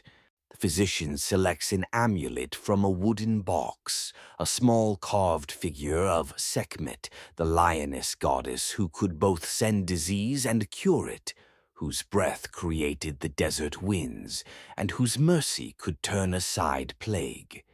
This particular amulet is made from carnelian, that warm orange-red stone associated with blood and life force, carved with hieroglyphs on the reverse that invoke Sekhmet's protection. The physician holds it briefly in the lamp flame, not to heat it, but to consecrate it through fire's purifying element, then places it in the patient's hand while murmuring words that blur the line between diagnosis and divination. Here's your quirky detail, the one that sounds like pure superstition until you consider the psychosomatic dimension. Ancient Egyptian physicians believed that many illnesses resulted from the dead, specifically hostile spirits of deceased persons who died angry or unsatisfied and now plagued the living out of jealousy or revenge. Treatments for these spirit-caused diseases included both medicine and appeasement rituals, offerings to the offended dead, spells that commanded the spirit to depart, amulets that created protective barriers against supernatural attack. Modern medical anthropology recognizes that belief in spiritual causation can produce genuine physical symptoms, what we might call psychosomatic illness, and that treatments addressing the believed cause can produce real relief, even if the mechanism differs from what the patient and healer think is happening. You watch as the physician prepares what she calls a knot spell, strips of linen inscribed with protective words, then tied in specific patterns that symbolically bind hostile forces and prevent them from harming the patient. This linen will be worn around the patient's neck or waist, the knots resting against her skin, the written spells working their magic through proximity and faith. The physician's hands move with practiced confidence as she forms each knot, her lips moving in prayer or incantation, her attention focused entirely on the task, as though the patient's life depends on getting every detail precisely right. The pharmaceutical treatment continues alongside the spiritual intervention. The physician prepares a decoction of herbs in beer, strains it carefully, then holds the cup between her palms while speaking words that transform the liquid from mere medicine into a vehicle for divine power. She invokes Isis, that great magician whose spells once healed her divine son Horus, asking the goddess to infuse this potion with healing virtue beyond its physical properties. The patient drinks while the physician maintains eye contact, creating a moment of intense connection that surely has therapeutic value, regardless of whether gods are actually listening. Historians still argue whether ancient Egyptian physicians genuinely believed in the spiritual dimension of their practice or cynically manipulated patient belief for therapeutic effect, a placebo approach avant la lettre. The evidence suggests authentic belief. Physicians included magical protections in their own medical kits, invoked divine help in treating their own families, built their entire professional identity around serving deities who presided over healing. These weren't charlatans exploiting gullible patients. They were sincere practitioners working within a worldview where spirits were as real as bacteria, where divine intervention was as reliable as pharmaceutical compounds, where prayer and potion represented different tools in the same medical toolkit. The apprentice brings forward a collection of what look like small clay tablets covered in writing. These are medical spells that have been copied from older sources, preserved and reproduced because they've proven effective across generations of practice. The physician selects one appropriate for abdominal pain, reads it aloud 7 times while circling the patient's belly with her hand, a clockwise motion that follows the sun's path and therefore aligns with cosmic order. The repetition and ritual movement create a kind of trance state that might reduce pain perception through focused attention and ritualized behavior, mechanisms that modern pain management recognizes as genuinely therapeutic. You notice how physical examination and spiritual assessment interweave seamlessly. The physician palpates the patient's abdomen while simultaneously asking about dreams. Have any gods or dead relatives appeared to deliver messages or warnings? She checks the patient's pulse while inquiring about recent offerings at family shrines. Has proper respect been maintained for ancestors? She observes skin color and tongue coating, while also noting whether the patient wears appropriate protective amulets or has allowed her spiritual defenses to lapse. The room itself functions as a therapeutic space, its painted deities providing constant spiritual backup for the healing work happening beneath their watchful eyes. Towerette stands guard in one corner, her pregnant belly and crocodile tail making her simultaneously nurturing and dangerous, protective and powerful. Bees dances across another wall, his grotesque features designed to frighten away evil spirits who might otherwise threaten the vulnerable patients seeking care. These aren't decorative choices, they're strategic deployment of divine power, turning the healing chamber into consecrated space where spiritual forces align with the physician's therapeutic goals. The physician now applies a physical remedy, a poultice of ground fenugreek mixed with honey, but she does so while reciting a spell that identifies the patient's pain with the pain of Horus when his enemy Set attacked him, and identifies herself as Isis who healed her son. This mythological framework gives the treatment narrative power, embedding it in cosmic drama where good ultimately defeats evil, where wounds heal because divine precedent established that healing is possible. The patient isn't just receiving botanical medicine, she's participating in sacred story that promises resolution and recovery. You see a surgical case now, a wound that needs debridement, dead tissue that must be cut away to allow healthy healing. The physician sharpens her bronze scalpel, while her apprentice prepares protective amulets to be placed around the surgical field. Before the first incision, the physician invokes Sekhmet again, asking the fierce goddess to guide her hand and prevent complications.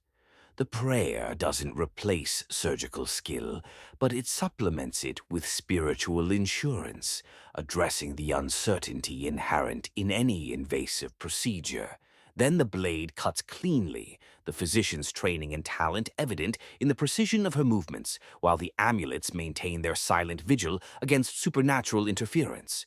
What strikes you most powerfully is the absolute integration. These practitioners genuinely don't distinguish between physical and spiritual healing in the way modern medicine insists on doing. An infection might have both bacterial and spiritual components. A successful treatment requires addressing both dimensions simultaneously. A physician who only gave medicine without invoking divine protection would be as incompetent as one who only prayed without applying therapeutic remedies. The whole person needs healing, body and spirit, flesh and soul, material and mystical dimensions all requiring attention. The patient receiving care seems neither confused nor skeptical about this dual approach. She accepts the amulet and wears it immediately against her skin. She drinks the medicated beer that's been consecrated through prayer. She believes the treatment will work, and that belief itself becomes therapeutic, activating healing responses that modern medicine is only beginning to understand through research on placebo effects, mind-body connections, and the neurological impact of expectation and faith. As you leave this chamber, you carry with you a complicated understanding. The magical dimension of ancient Egyptian medicine was neither primitive superstition to be dismissed, nor sophisticated psychology to be celebrated. It was simply their reality, a worldview where gods and spirits were as real as bodies and diseases, where treating one without addressing the other made no sense, where healing required attending to the whole person embedded in their spiritual context. Whether modern minds accept that worldview matters less than recognizing that, within its framework, ancient Egyptian physicians provided care that patients experienced as genuinely healing. You emerge from the incense-heavy air of the magical healing chamber into a sunlit courtyard where the sounds of infant crying and women's soothing voices create a different kind of sacred space. This is the postpartum ward, where new mothers navigate those dangerous first weeks after childbirth, when infection stalks like a predator and hemorrhage can kill within hours. The women here move slowly, carefully, their bodies still healing from the trauma of delivery, their breasts swollen with milk that's just beginning to flow properly. The physicians and midwives attending them understand that bringing a baby safely into the world represents only half the battle. Keeping the mother alive afterward requires equal vigilance, equal skill, equal commitment to the healing arts that acknowledge both body and spirit. A woman lies on a sleeping mat, her face pale enough that you can see the faint blue tracery of veins beneath her skin. She delivered 3 days ago, and the bleeding that should have slowed to a trickle continues heavier than it should, soaking through the absorbent pads of linen placed between her legs. The attending midwife's face shows concern, but not panic. She's seen this before, knows the signs that distinguish worrying but manageable from actively dying. Her hands move to the woman's belly, pressing firmly to feel whether the uterus has contracted to its proper hard knot or remains soft and boggy, unable to clamp down on the blood vessels that fed the placenta. The mainstream historical fact anchors you here. Ancient Egyptian medical texts describe postpartum complications with clinical accuracy and provide treatments that demonstrate sophisticated understanding of maternal mortality risks. The Kahun Papyrus specifically addresses postpartum hemorrhage, infection, and difficulties with milk production, the 3 great killers and complications of the puerperium. Archaeological evidence from burials reveals that Egyptian women who survived to age 40 had often borne 5 or 6 children, suggesting that those who made it through their childbearing years had access to reasonably effective postpartum care that reduced mortality from the catastrophic rates seen in societies without organized medical systems. The midwife prepares an intervention that modern obstetricians would recognize instantly: external uterine massage. Her hands press rhythmically on the woman's lower abdomen, stimulating the uterus to contract, encouraging it to squeeze tight and stop the bleeding. The technique hasn't changed across millennia. Gravity and anatomy dictate that this works, that external pressure triggers the muscular contractions necessary to prevent death from hemorrhage. The new mother winces with discomfort but doesn't resist, understanding that this painful procedure might save her life. Here's the quirky detail that reveals ancient Egyptian ingenuity. When external massage failed to control postpartum bleeding, physicians used internal tampons soaked in astringent substances, including wine, crushed acacia bark, and sometimes powdered alum. These tampons served dual purposes. The physical pressure helped compress bleeding vessels, while the medicinal properties of the soaking solution provided antiseptic protection and encouraged tissue contraction. Modern gynecology occasionally uses similar techniques with modern materials, and the principle remains identical. Sometimes you need to pack the bleeding space with something that applies pressure from within while delivering medication directly to the problem area. You watch as another midwife tends to a different new mother, this one suffering from signs of infection, fever, foul-smelling discharge, pain that makes her cry out when her abdomen is touched. This is puerperal fever, childbed fever, the bacterial infection that killed countless women across human history until antibiotics arrived to turn a death sentence into an inconvenience. The ancient Egyptian physician can't cure this with anything approaching modern effectiveness, but she has treatments that might help: cleansing douches with wine or beer to wash away infected material, poultices of honey and herbs applied externally to draw out poison, cooling compresses for the fever, and prayers to Isis and Tawere begging divine intervention. The physician also provides something equally important: nursing care that modern hospitals would recognize as essential. The infected mother needs fluids, so attendants bring her diluted beer and water flavored with dates. She needs nutrition even when appetite fails, so they prepare broths and soft foods that slide down easily. She needs her bedding changed frequently to keep the environment clean. She needs her baby cared for by others while she fights for her own survival. This supportive care might not cure the infection, but it gives the woman's body the best possible chance to fight it off through her own immune response. You notice the careful attention paid to breastfeeding in this postpartum space. A senior midwife guides a struggling new mother through positioning her baby at the breast, showing her how to support the infant's head, how to encourage a deep latch that won't damage nipples, how to recognize when milk is actually flowing versus when the baby is simply comfort sucking. This isn't just nutritional instruction. Breastfeeding triggers hormonal changes that help the uterus contract and reduce bleeding, so successful nursing serves a medical purpose beyond feeding the baby. Historians still argue whether ancient Egyptian women commonly used wet nurses or typically nursed their own babies. The evidence suggests class differences. Elite women often employed wet nurses, allowing them to resume normal activities and become pregnant again more quickly, since breastfeeding provides some contraceptive protection. Common women typically nurse their own children for 2 to 3 years, which is reflected in skeletal analysis showing spacing between children's ages. The medical texts address both scenarios, providing treatments for women who want to increase milk production and also remedies for women who need to dry up their milk if they're using a wet nurse. The midwife demonstrates a treatment for insufficient milk production that sounds like folk remedy, until you consider the mechanism. The new mother drinks beer mixed with crushed dates and a powder made from dried fish bones. The beer provides calories and hydration.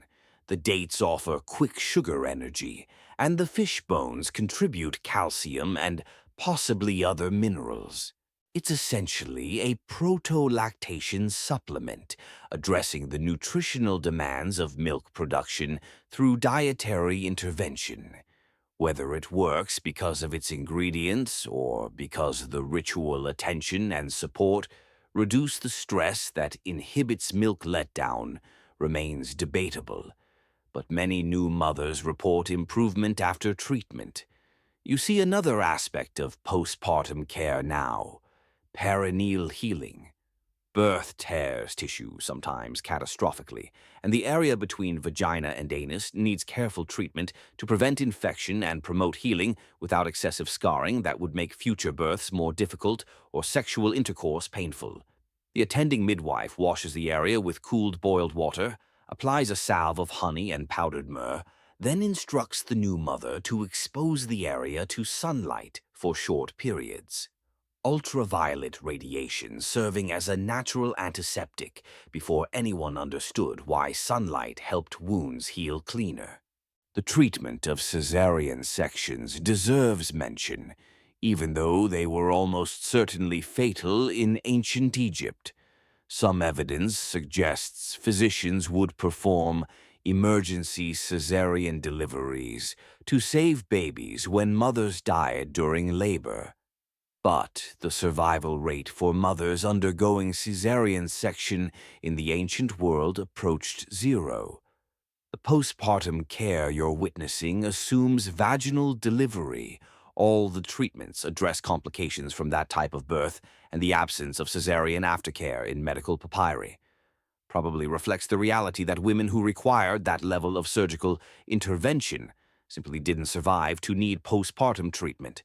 A grandmother figure moves through the postpartum space carrying a small brazier that releases fragrant smoke, a fumigation treatment that supposedly purifies the area and protects new mothers and babies from evil spirits attracted by blood and birth.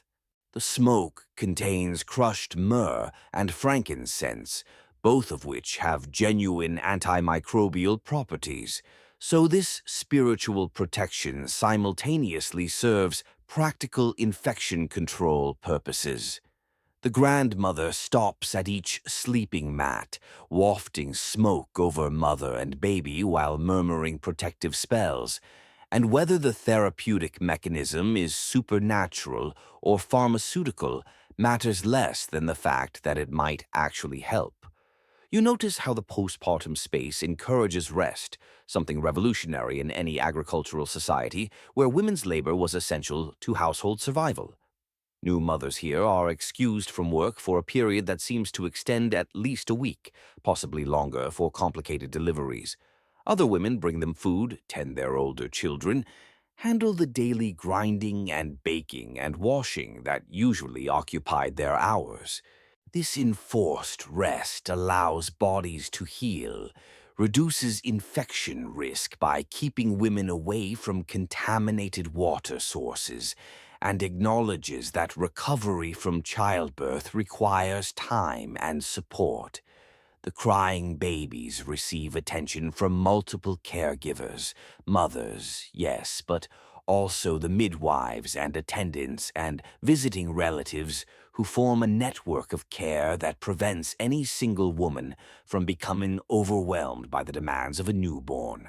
This communal approach to infant care means that exhausted mothers can sleep while others soothe fussy babies, that breastfeeding problems get immediate expert attention, that postpartum depression, which surely existed even if unrecognized as a medical condition, might be buffered by constant social support and practical assistance.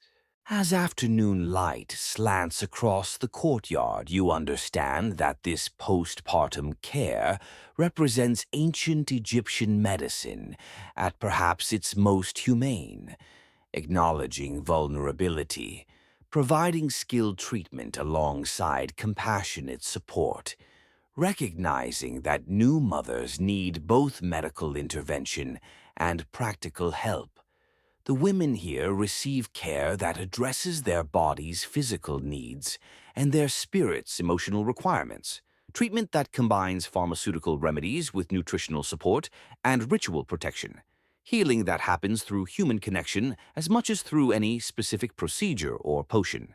You climb narrow stone steps to the temple's roof as evening approaches, where the sky deepens from blue to indigo, and the first stars begin their ancient appearance. The physician you've been following gestures for you to join her at the rooftop's edge, where she stands with an apprentice, both women gazing upward with the focused attention of scholars reading a text written in light. This is where Egyptian medicine intersects with astronomy, where the movements of celestial bodies inform treatment timing and prognosis, where the cosmos itself becomes diagnostic tool and therapeutic guide. The stars aren't merely beautiful here, they're meaningful. Their positions and patterns carrying information that skilled healers learn to read as carefully as they read the symptoms written on patients' bodies. The physician points to Sirius rising on the horizon, that brilliant star the Egyptians called Sopdet, whose annual reappearance after 70 days of invisibility signaled the Nile's impending flood. But Sopdet's significance extends beyond agricultural calendars into medical practice. The star's heliacal rising marks a crucial temporal boundary in the Egyptian medical year, a moment when certain treatments become more or less effective, when specific diseases wax or wane in their severity, when the cosmic forces governing health and illness shift into new configurations that physicians must acknowledge and accommodate. The mainstream historical fact settles over you like starlight. Ancient Egyptian medicine incorporated astronomical observations into diagnostic and therapeutic protocols, with medical papyri explicitly linking treatment timing to lunar phases, stellar positions, and seasonal changes. The Edwin Smith Papyrus and Ebers Papyrus both reference celestial timing for administering certain remedies, and temple inscriptions describe physician priests who studied astronomy as part of their medical training. This wasn't astrology in the modern sense of personality predictions and horoscope columns. It was a sophisticated system connecting cosmic cycles to earthly health, recognizing patterns between celestial movements and disease prevalence that sometimes reflected genuine correlations. The apprentice records the physician's observations on a wax tablet, noting the position of various stars in the phase of the moon, which hangs like a curved sliver low in the western sky. These observations will inform tomorrow's treatment decisions, which remedies to prepare, which procedures to schedule, which patients to prioritize. You watch the physician trace patterns in the sky with one extended finger, connecting stars into the constellations that Egyptians recognized.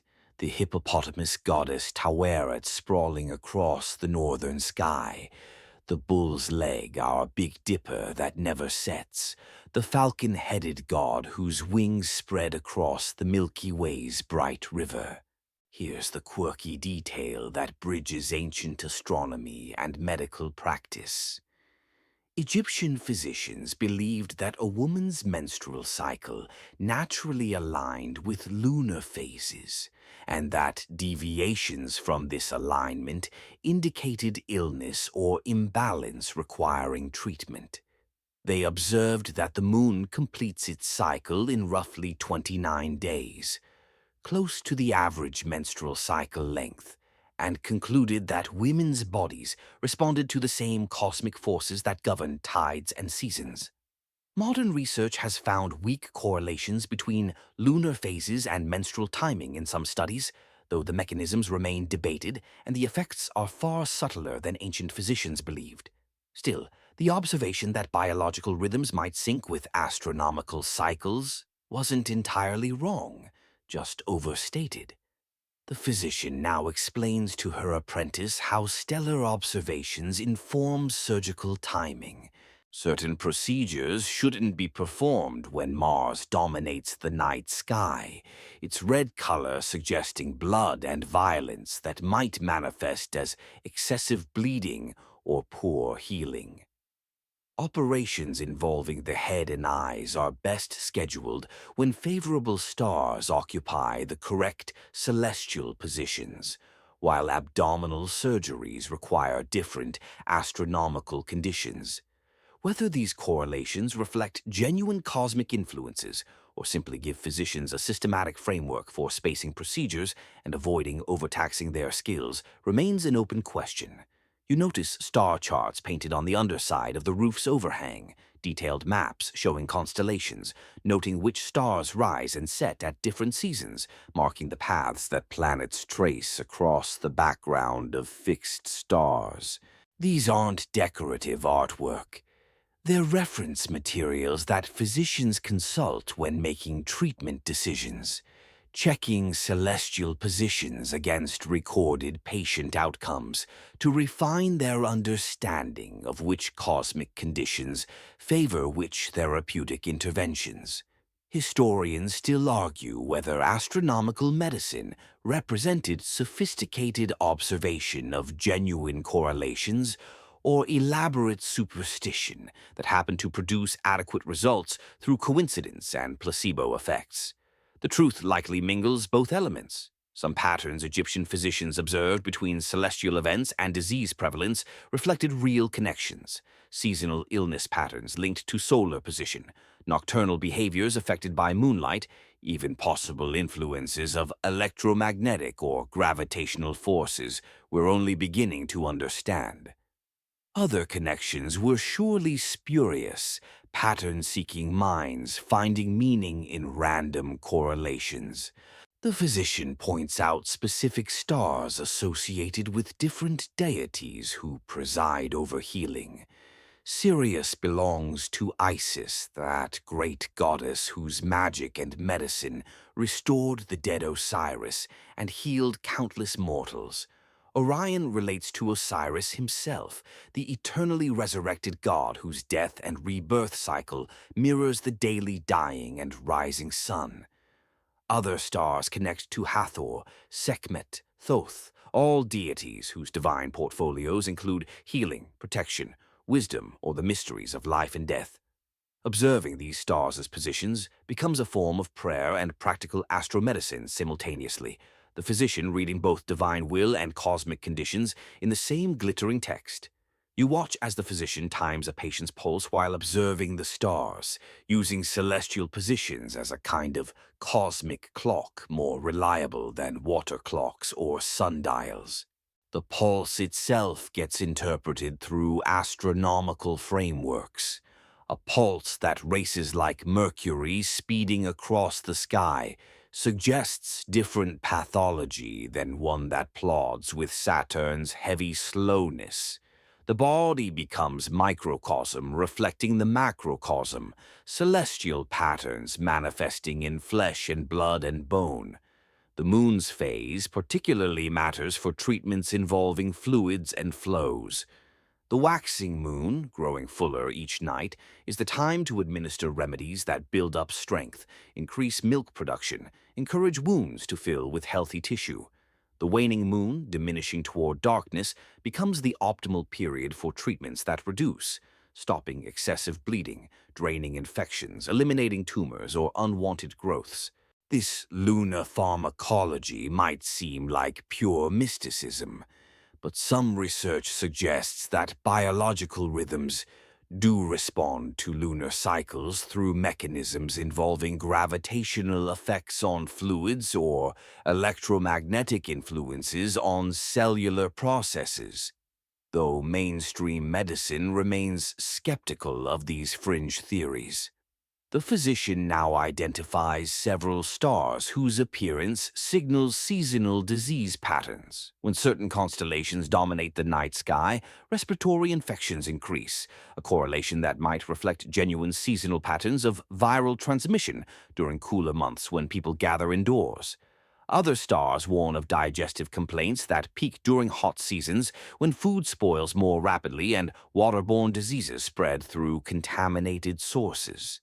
These observations accumulate across generations, creating a medical calendar marked by stellar positions rather than dates.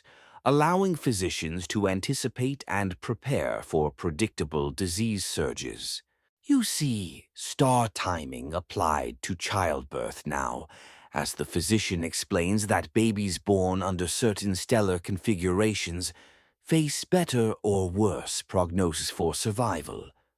Modern medicine might dismiss this as astrology, but consider a baby born during the season marked by specific stars might face different environmental challenges: extreme heat or cold, food abundance or scarcity, disease prevalence varying by season. The stars become proxies for seasonal conditions that genuinely affect infant survival, and physicians who observe these patterns might make accurate predictions about outcomes without understanding the terrestrial rather than celestial causation. The apprentice asks about planetary positions, those wandering stars that move against the fixed background of constellations. The physician explains that planets carry particularly potent influences because they combine celestial power with earthly qualities. They move like living things rather than remaining fixed in eternal patterns. Mars warns of inflammation, fever, hemorrhage. Venus suggests fertility, reproductive health, or their opposites when poorly positioned. Jupiter promises healing and good outcomes when prominent. Saturn brings chronic illness, wasting diseases, the slow deterioration of age. Whether these planetary associations reflect observed correlations or imported beliefs from other cultures that ancient Egyptians adopted remains debated among historians. The sky has fully darkened now, stars multiplying across its vast expanse until the heavens seem more light than darkness, more points of brilliance than empty void. The physician stands silent for a moment, simply observing, and you understand this is part of her practice. This regular communion with the cosmos, this reminder that individual human bodies exist within larger patterns and cycles, that healing requires attending to context as much as symptoms. The sick person isn't isolated, but embedded in family, community, ecosystem, and ultimately cosmos, all levels simultaneously influencing health and requiring consideration in comprehensive care. As you descend the steps back into the temple's interior, you carry with you this expanded vision of ancient Egyptian medicine, not confined to the examination room or surgical theater, not limited to pharmaceutical preparations and anatomical knowledge, but extending upward into the heavens where stars and planets trace their eternal paths and physicians find meaning, pattern, and timing for the healing work that happens far below. You return to the ground floor where lamplight flickers across walls lined with shelves, each shelf holding rolled papyri secured with linen ties and labeled with hieroglyphs that identify their contents. This is the temple's medical library, where generations of accumulated knowledge rest in documented form, waiting to be consulted by physicians seeking guidance on rare conditions or refreshing their memory about complex procedures. The physician you've been following selects a scroll with practiced ease, her fingers finding it among dozens of others through some combination of position memory and label recognition. She unrolls it carefully on a reading table, revealing columns of hieratic script, that cursive form of hieroglyphics used for everyday writing, accompanied by occasional illustrations of plants, anatomical features, and treatment procedures. This particular papyrus contains gynecological remedies, recipes that previous physicians discovered, tested, refined, and deemed worth preserving for future practitioners. The physician traces one finger along the columns, reading aloud so her apprentice can hear both the words and their proper pronunciation, because medical knowledge must be transmitted accurately. A mispronounced plant name might lead to using the wrong herb. A misremembered proportion could render a remedy useless or dangerous. The text describes treatments for uterine prolapse, menstrual irregularities, infertility, and dozens of other conditions affecting female reproductive health, each entry following a standardized format that would feel familiar to anyone who's read modern medical protocols. The mainstream historical fact grounds you here with undeniable weight. Egyptian medical papyri represent the oldest surviving medical documents in human history, with the Kahun Gynecological Papyrus dating to approximately 1800 BCE and covering exclusively women's health. These aren't primitive folk remedies scrawled by amateurs, but systematically organized medical texts demonstrating diagnostic reasoning, pharmaceutical knowledge, and treatment protocols that reveal sophisticated medical thinking. The Ebers Papyrus, dating to around 1550 BCE, contains 877 prescriptions and remedies spanning all areas of medicine. The Edwin Smith Papyrus presents surgical cases organized by anatomical location from head to toe, each case including examination findings, diagnosis, prognosis, and treatment, a format that medical schools still teach today. You watch as the physician copies a particular remedy onto a smaller papyrus strip that she'll carry with her for easy reference. The recipe requires 7 ingredients including honey, dates, acacia leaves, and several plants whose ancient names don't translate cleanly into modern botanical classifications. Each ingredient gets listed with its quantity, measured in units that reference body parts, handfuls, finger widths, or common objects, amounts that fill a hin vessel or match an egg's volume. The instructions specify preparation methods, grinding, soaking, heating, mixing in specific sequences that might be crucial to creating the desired therapeutic AR effect. Here's your quirky detail that illuminates how these ancient texts functioned. Many medical papyri include marginal notes added by later physicians who used the texts and wanted to record their own observations. This remedy worked well on a patient with severe symptoms.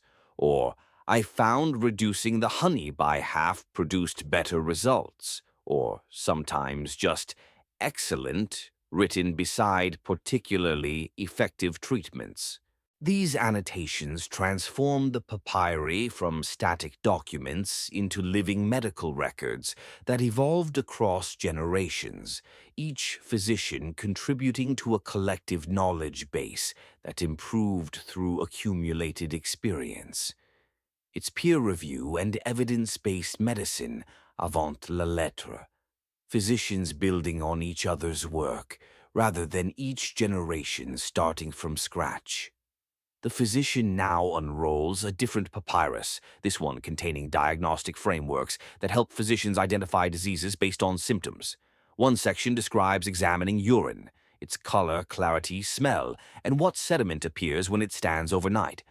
Another details pulse examination, describing different pulse qualities using poetic metaphors that somehow convey meaningful information. A pulse that jumps under the fingers like a bird suggests different pathology than one that flows like the Nile's flood or flutters like leaves in wind. These subjective descriptions required training to interpret correctly, but they allowed physicians to communicate about findings that objective measurement couldn't yet quantify. You notice anatomical illustrations on several papyri, simplified but recognizable drawings of human bodies with lines indicating channels or vessels that ancient Egyptians believed carried blood, breath, air, and other vital substances. Do you remember the physician examining patients earlier, pressing on various body parts and seeming to read information from those touch points? These illustrations show the theoretical framework underlying that examination, a system of met vessels that connect all body parts to the heart, which Egyptian medicine recognized as the body's central organ, though they misunderstood its function, believing it was the seat of intelligence rather than a pump for blood.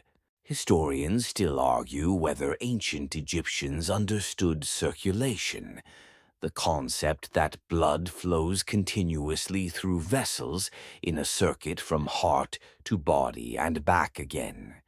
The papyri describe blood vessels and acknowledge that the heart sends something through them, but whether they grasped circulation as we understand, it remains contentious. Their description suggests they thought vessels carried multiple substances, blood, yes, but also air, mucus, urine, even tears and sperm, all flowing through this same network. It's simultaneously sophisticated in recognizing systemic connections and primitive in confusing different physiological systems.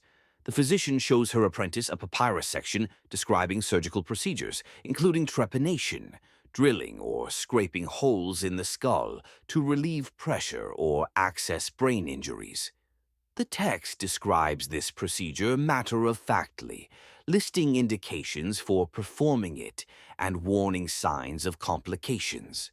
The casual tone suggests trepanation was relatively common, performed frequently enough that physicians needed written guidance on technique and aftercare.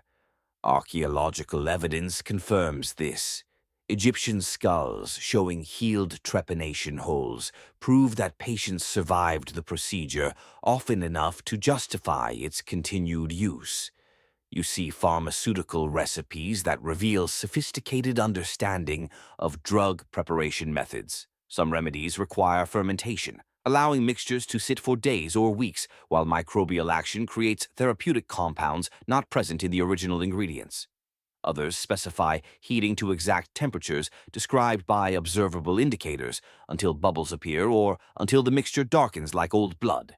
Still others require multiple processing steps, grinding, soaking, filtering, heating, then cooling and mixing with fresh ingredients.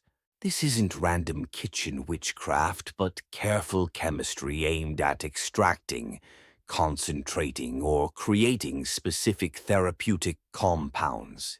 The apprentice practices reading medical hieratic script under the physician's supervision, struggling with abbreviations and technical terminology that don't appear in everyday writing. Medical texts used specialized vocabulary and shorthand that required training to decipher, another indication that Egyptian medicine functioned as a genuine profession, with specialized knowledge requiring extended education. Learning to read medical papyri wasn't something you picked up casually. It required dedicated study under expert guidance, memorizing plant names and anatomical terms and procedural descriptions until they became second nature. You notice that some papyri include case studies, narratives of specific patients and their treatments, documenting outcomes good and bad.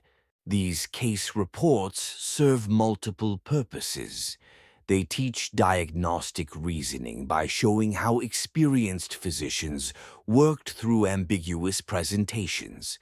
They preserve knowledge about rare conditions that individual doctors might encounter only once in a career. And they provide evidence about treatment effectiveness that can guide future therapeutic decisions. One case describes a woman with a breast mass, detailing how the physician examined it, what treatments were attempted, and the eventual outcome, a sobering admission that the patient died, but valuable information nonetheless about what didn't work.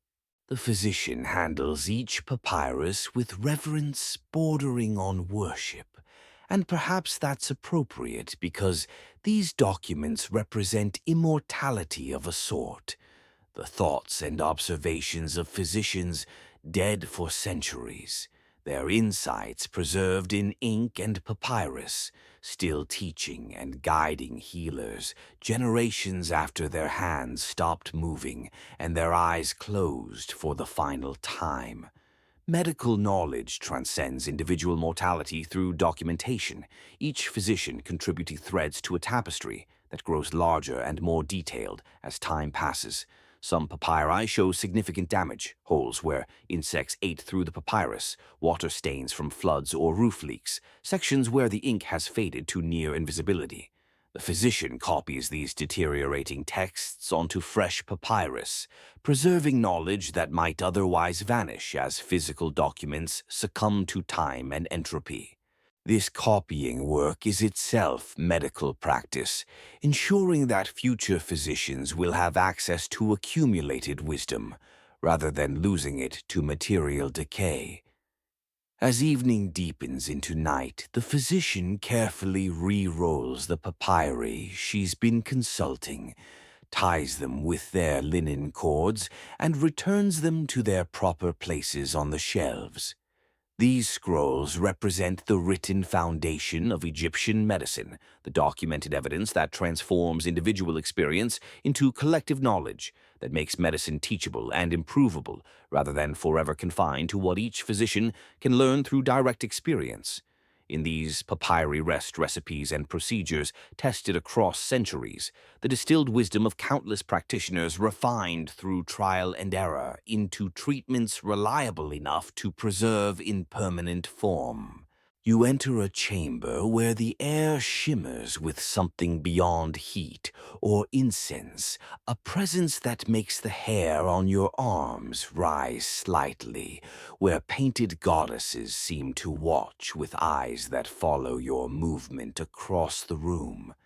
This is the innermost sanctuary where medicine and divinity merge completely, where the female healers you've been observing reveal their deepest source of authority and power. The walls here blaze with images of goddesses whose domains encompass healing, protection, childbirth, and the mysteries of life and death. Isis with her throne crown and healing hands, Hathor with her cow horns cradling the sun disk, Sekhmet with her lioness head breathing both plague and cure, Taweret with her pregnant hippopotamus body warding off evil. These aren't merely decorative or symbolic presences. For the women who practice medicine in their names, these goddesses are real active partners in the healing work, divine physicians whose power flows through human hands. The physician approaches an altar where offerings have been laid, bread and beer, lotus flowers and incense, small clay figures representing patients healed or hoped for healing yet to come. She kneels, her forehead touching the cool stone floor, and speaks words you can barely hear. Prayers or reports, gratitude or requests, a conversation with divine forces that she believes are listening and responding. When she rises, her face shows the calm certainty of someone who knows she doesn't heal alone, that her medical knowledge and technical skill operate within a larger framework of divine support and supernatural intervention that makes truly effective healing possible. The mainstream historical fact settles around you like temple shadows. Women's medical authority in ancient Egypt derived substantially from their association with healing goddesses, particularly Isis, whose mythological mastery of magic and medicine established the template for human female healers. Medical texts explicitly invoke these goddesses. Treatments include prayers and spells directed to divine healers, and physician priestesses served in temple complexes dedicated to goddesses with healing portfolios. This wasn't separation of church and medicine, but their complete integration. You couldn't be a physician without being, in some sense, a priest, and women's special relationship with female deities gave them unique access to healing power that male doctors couldn't fully replicate. The apprentice joins her teacher at the altar, and together they recite an invocation to Isis that appears in multiple medical papyri, a spell that calls upon the goddess's healing power to flow into medicines and treatments, transforming them from mere substances into vehicles for divine intervention. The words follow rhythmic patterns that make them easy to memorize, and you realize this oral tradition complements the written papyri. Some knowledge gets preserved in text, but other crucial elements live in spoken formulas, in pronunciation and timing, and the way words are shaped by mouths that have spoken them countless times before. Here's the quirky detail that reveals how goddess worship functioned practically in medical contexts. Physicians treating female patients would sometimes claim to be temporarily possessed by or speaking for healing goddesses, adopting divine personas during examinations and treatments. A midwife attending a difficult birth might announce, "I am Isis who brought forth Horus in the marshes despite Set's opposition, and as she succeeded, so shall this birth succeed." This theatrical element wasn't mere performance. It activated psychological and spiritual resources in the patient, reminding her that divine power supported her struggle, connecting her ordeal to mythological precedents where goddesses overcame seemingly impossible obstacles. Modern medical psychology recognizes that belief and expectations significantly affect pain tolerance, healing speed, and treatment outcomes, so these goddess invocations likely had genuine therapeutic effects regardless of whether actual divine intervention occurred. You watch as the physician selects a small statue of Sekhmet from a collection arranged in a wall niche, each goddess represented multiple times in different materials and sizes for different medical purposes. This particular Sekhmet is carved from black granite, cool and heavy, her lioness face simultaneously fierce and compassionate. The physician will place this statue beside a patient suffering from fever, invoking the goddess who both sends disease and can be persuaded to recall it, whose breath creates the hot desert winds, but whose mercy can transform burning illness into healing coolness. The goddess mythology permeates medical understanding at fundamental levels. Isis taught humans the secrets of healing after learning them through tricking the sun god Ra into revealing his true name, thus gaining power over illness and death. Hathor, in her gentler aspects, nurtures and nourishes but can transform into Sekhmet, whose rage brings plague and destruction. Taweret protects pregnant women and infants by frightening away demons with her fearsome appearance. These aren't just stories. They're theoretical frameworks that explain why disease exists, where healing power comes from, and why some patients recover while others die despite receiving identical treatments. Historians still argue whether educated physicians genuinely believed in literal goddess intervention or used divine mythology as useful fiction that helped patients cooperate with treatment and activated placebo responses. The evidence suggests authentic belief. Physicians built shrines in their own homes, made personal offerings requesting divine guidance for difficult cases, credited goddesses explicitly when patients recovered.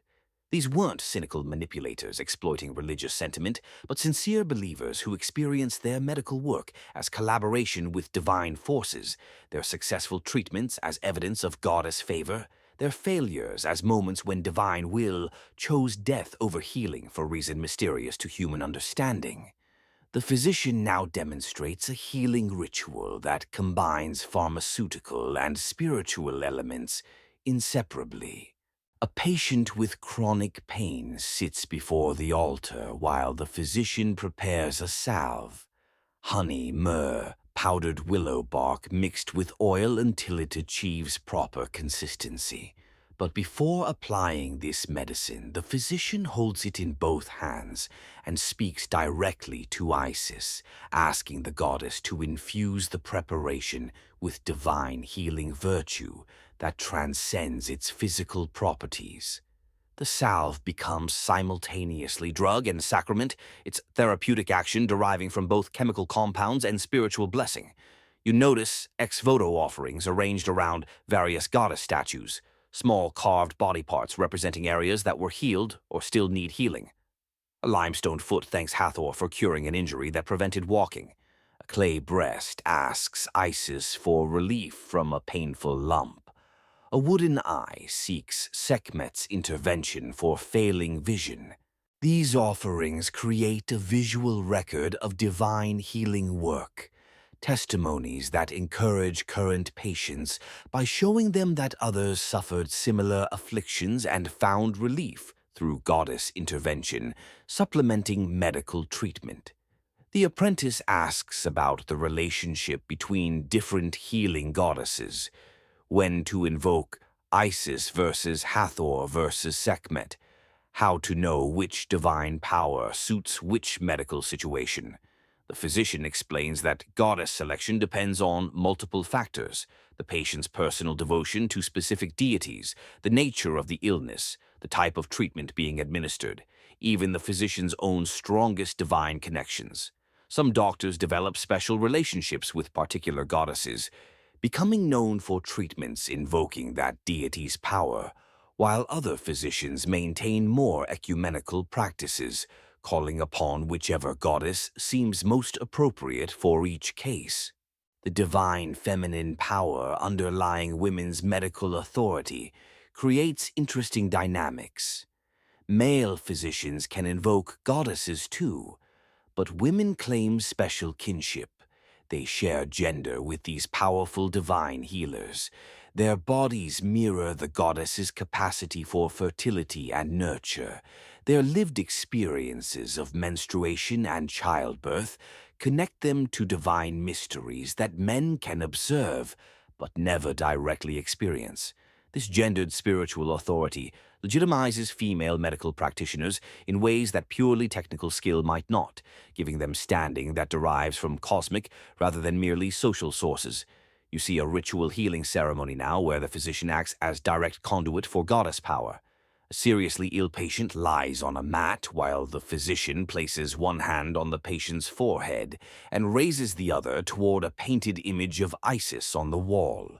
She speaks in a voice different from her normal tone, deeper, more resonant, carrying an authority that seems to come from somewhere beyond her individual self.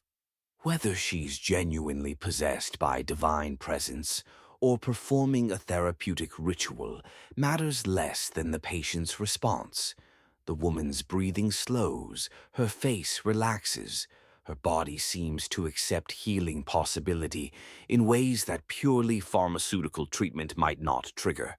The goddess-physician relationship works both directions. Just as goddesses empower human healers serve goddesses by extending divine healing work into the mortal realm.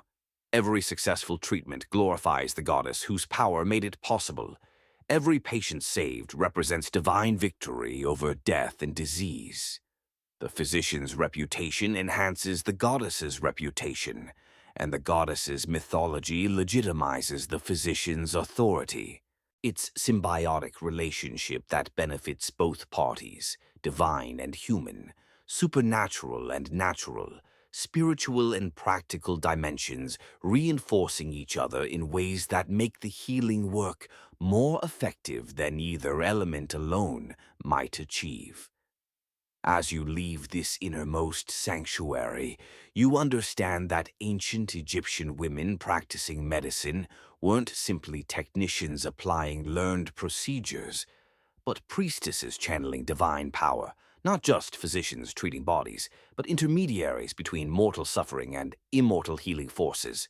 Their authority rested on this dual foundation: learned skill and divine connection, pharmaceutical knowledge and goddess favor, earthly training and celestial blessing. The goddesses watching from every wall aren't decorative elements, but active participants in the medical work happening beneath their painted gazes, partners in healing whose presence makes all the difference. You follow the physician now beyond the temple walls, out into the broader world where Egyptian medicine connects to vast networks of trade and exchange that stretch across deserts and seas to distant lands whose names sound like poetry and myth. The physician leads you to a storage building where wooden chests and ceramic amphorae stand in careful rows, each container holding substances that traveled impossible distances to reach this place. Frankincense from the land of Punt, somewhere along the Horn of Africa, lapis lazuli ground to powder from Afghanistan's distant mountains, cedar oil from Lebanese forests, exotic spices from lands so far east that their exact locations remain vague even to the traders who bring them. These aren't mere luxury goods, but essential medicines, ingredients that Egyptian physicians depend upon but cannot source locally. Materials that require complex trade networks to obtain and astronomical prices to purchase. The physician opens a chest and the scent that escapes makes your eyes water. Myrrh resin, those reddish-brown lumps of hardened tree sap that look like amber but smell of something between bitter and sweet, medicinal and sacred. This particular myrrh came from Pun via Red Sea ports, carried on ships that sailed dangerous waters, and then transported overland by donkey caravans that crossed the eastern desert's brutal landscape. The journey took months and cost lives. Sailors drowned, caravan workers died of thirst or heat. Bandits sometimes attacked the valuable cargo, but the demand for myrrh in Egyptian medicine never wavered because no local substitute possessed its combination of antiseptic, anti-inflammatory, and pain-relieving properties. The mainstream historical fact anchors you in economic reality. Ancient Egypt's medical practice depended heavily on imported ingredients, with trade routes extending from sub-Saharan Africa to the Mediterranean coast, from the Levant to Mesopotamia, from Arabian Peninsula to regions beyond. Archaeological evidence includes exotic medical ingredients in physicians' tombs, import records on temple papyri listing medicinal substances among trade goods, and shipwreck cargo containing sealed jars of frankincense, myrrh, and other healing substances destined for Egyptian markets. The famous expedition to Punt during Queen Hatshepsut's reign around 1470 BCE explicitly sought myrrh trees and other medicinal plants, with temple reliefs showing the expedition's return with living trees to be planted in temple gardens. You watch as the physician measures out frankincense, those pale yellow nuggets that release clouds of white smoke when heated, filling the air with a scent that seems designed to carry prayers upward while simultaneously clearing airways and fighting respiratory infections. Modern analysis confirms frankincense contains boswellic acids with genuine anti-inflammatory properties, validating ancient Egyptian use of this expensive import for treating arthritis, asthma, and inflammatory conditions. The physician grinds a portion into fine powder that will be mixed with oil for a topical application, while larger chunks get reserved for fumigation treatments where patients breathe medicated smoke. Here's the quirky detail that reveals ancient globalization's medical dimension. Egyptian physicians used substances that required knowledge of plants and minerals from across the known world, creating an informal international pharmacopoeia centuries before formal medical exchange between cultures became common. A physician in Thebes might use antimony from Asia Minor, obsidian from Anatolia, lapis lazuli from Afghanistan, cinnamon from India or perhaps East Africa, frankincense from Arabia or Punt, cedar products from Lebanon, each ingredient requiring established trade relationships, quality control systems, and stored knowledge about authentication because expensive imports invited fraud and substitution. Some medical papyri include descriptions of how to verify genuine versus fake medicinal substances, suggesting that counterfeit medicine was already a problem 4,000 years ago. The physician shows you her methods for testing myrrh quality. Genuine resin produces specific smoke patterns when burned, dissolves correctly in oil, carries the right balance of bitter and aromatic scents. Inferior myrrh or deliberate fakes using cheaper local resins mixed with perfume won't fool an experienced physician's senses. And purchasing fake medicine wasted precious resources while potentially harming patients who received ineffective treatment. This quality control knowledge represents another layer of expertise that physicians needed beyond knowing which ingredient to use. They also needed to recognize authentic materials and avoid being cheated by dishonest traders. You notice that trade routes flow both directions. Egyptian natron, that mineral salt so useful in medicine and mummification, gets exported to regions lacking natural deposits. Egyptian honey, particularly the pale lotus flower honey from Lower Egypt, travels to foreign markets where it commands premium prices. Certain Egyptian pharmaceutical preparations, pre-mixed remedies with secret recipes guarded by specific temples or physician families, become export products themselves, carrying Egyptian medical knowledge outward, even as imported ingredients flow inward.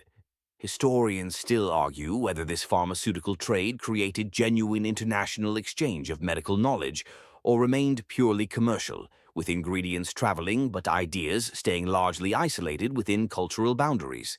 The evidence suggests limited but real medical knowledge transfer. Egyptian medical texts occasionally describe foreign treatments or mention remedies in the Syrian manner or as practiced by Nubians, indicating awareness that other cultures had their own medical traditions worth noting, even if Egyptian physicians considered their own methods superior. The physician demonstrates preparing a complex remedy that reads like a geography lesson. Myrrh from Punt, cedar oil from Lebanon, honey from Egyptian hives fed on imported coriander flowers, wine from Syrian vineyards, ground lapis lazuli from Afghanistan, and acacia gum from African trees just beyond Egypt's southern borders. This single preparation represents a pharmaceutical United Nations, ingredients sourced from half a dozen regions combining to create medicine that no single culture could produce from local materials alone. The patient receiving this elaborate treatment is paying not just for the physician's skill, but for the international trade network that makes such medicine possible. You see the economic dimension clearly now, medical practice as driver of trade. Illness creating demand that sends ships across dangerous waters and caravans through hostile territories. The value placed on health and healing justifies enormous expense and risk, making exotic medical ingredients some of the most valuable trade goods in the ancient world. A single shipment of frankincense might be worth more than a year's grain harvest, and physicians who control access to these precious substances wield economic power alongside their medical authority. The storage building also contains locally sourced ingredients, the honey, natron, desert minerals, and Nile Valley plants that form the foundation of Egyptian pharmacology.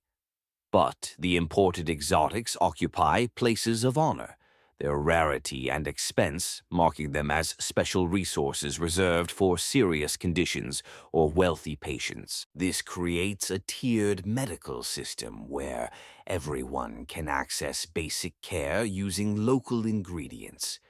But optimal treatment incorporating exotic imports remains available primarily to those who can pay premium prices or who receive care at temple complexes wealthy enough to maintain extensive pharmaceutical inventories. The apprentice learns not just medicine but also economics, geography, and trade, where various substances come from, which seasons bring the trading ships, which caravans arrive when, how to negotiate with merchants and verify authentic goods. A successful physician needs business skills alongside medical knowledge, must manage inventory and budget resources, and maintain relationships with reliable suppliers who can be trusted to deliver quality materials rather than counterfeits. You notice dried plants hanging from rafters, some local, others imported and carefully preserved. There's silphium from North Africa, that legendary plant so valuable and over-harvested that it would eventually go extinct.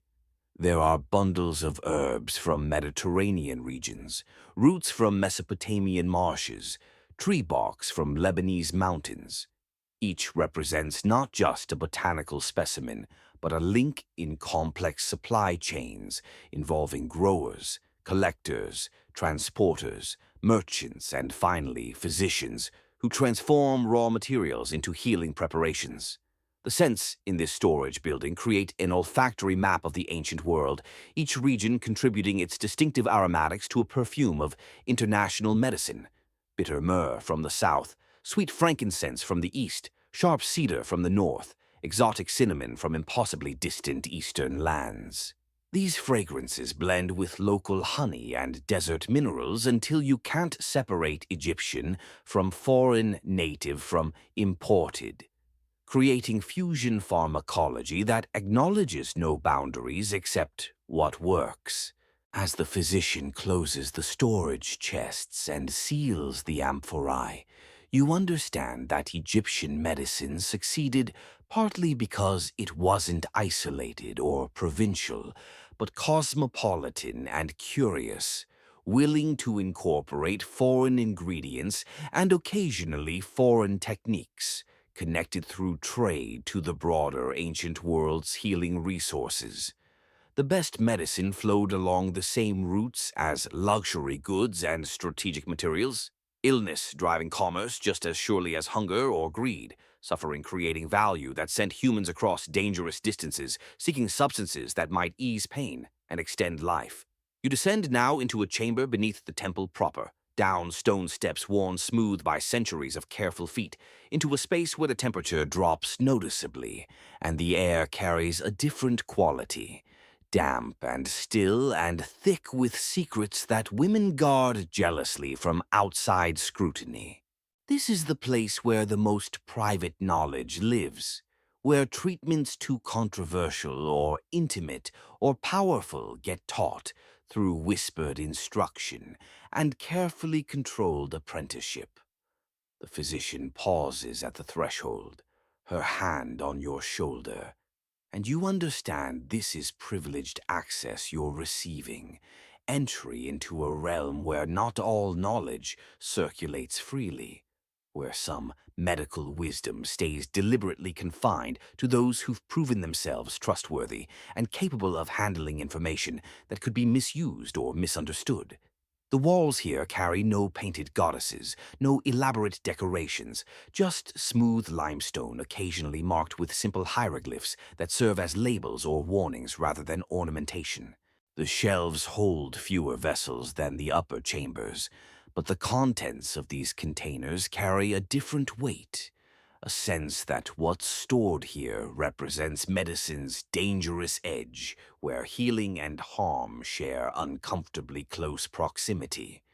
These are the abortifacients, strong enough to kill if dosage miscalculates, the poisons that become medicine only in precise quantities, the procedures that save lives but require secrecy because they transgress social boundaries or religious prohibitions in ways that would bring trouble if practiced openly. The mainstream historical fact settles over you with its complicated truth.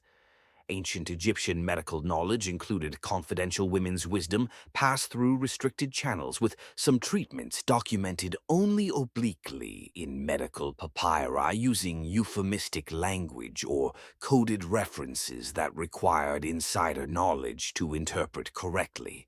Archaeological evidence suggests that women's medical networks operated partially outside official temple medicine, preserving knowledge that served women's needs, even when those needs conflicted with male authority or state interests. This underground or shadow medicine complemented the official practice you've been observing, providing options that women needed, but society preferred not to acknowledge publicly.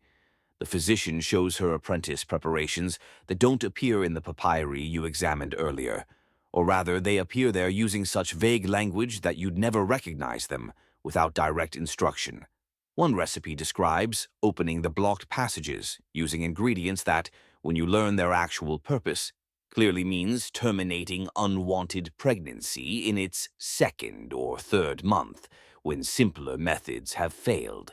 Another speaks of cooling excessive heat in a way that actually refers to treating sexually transmitted infections that women might contract from unfaithful husbands and need to cure quietly without public scandal.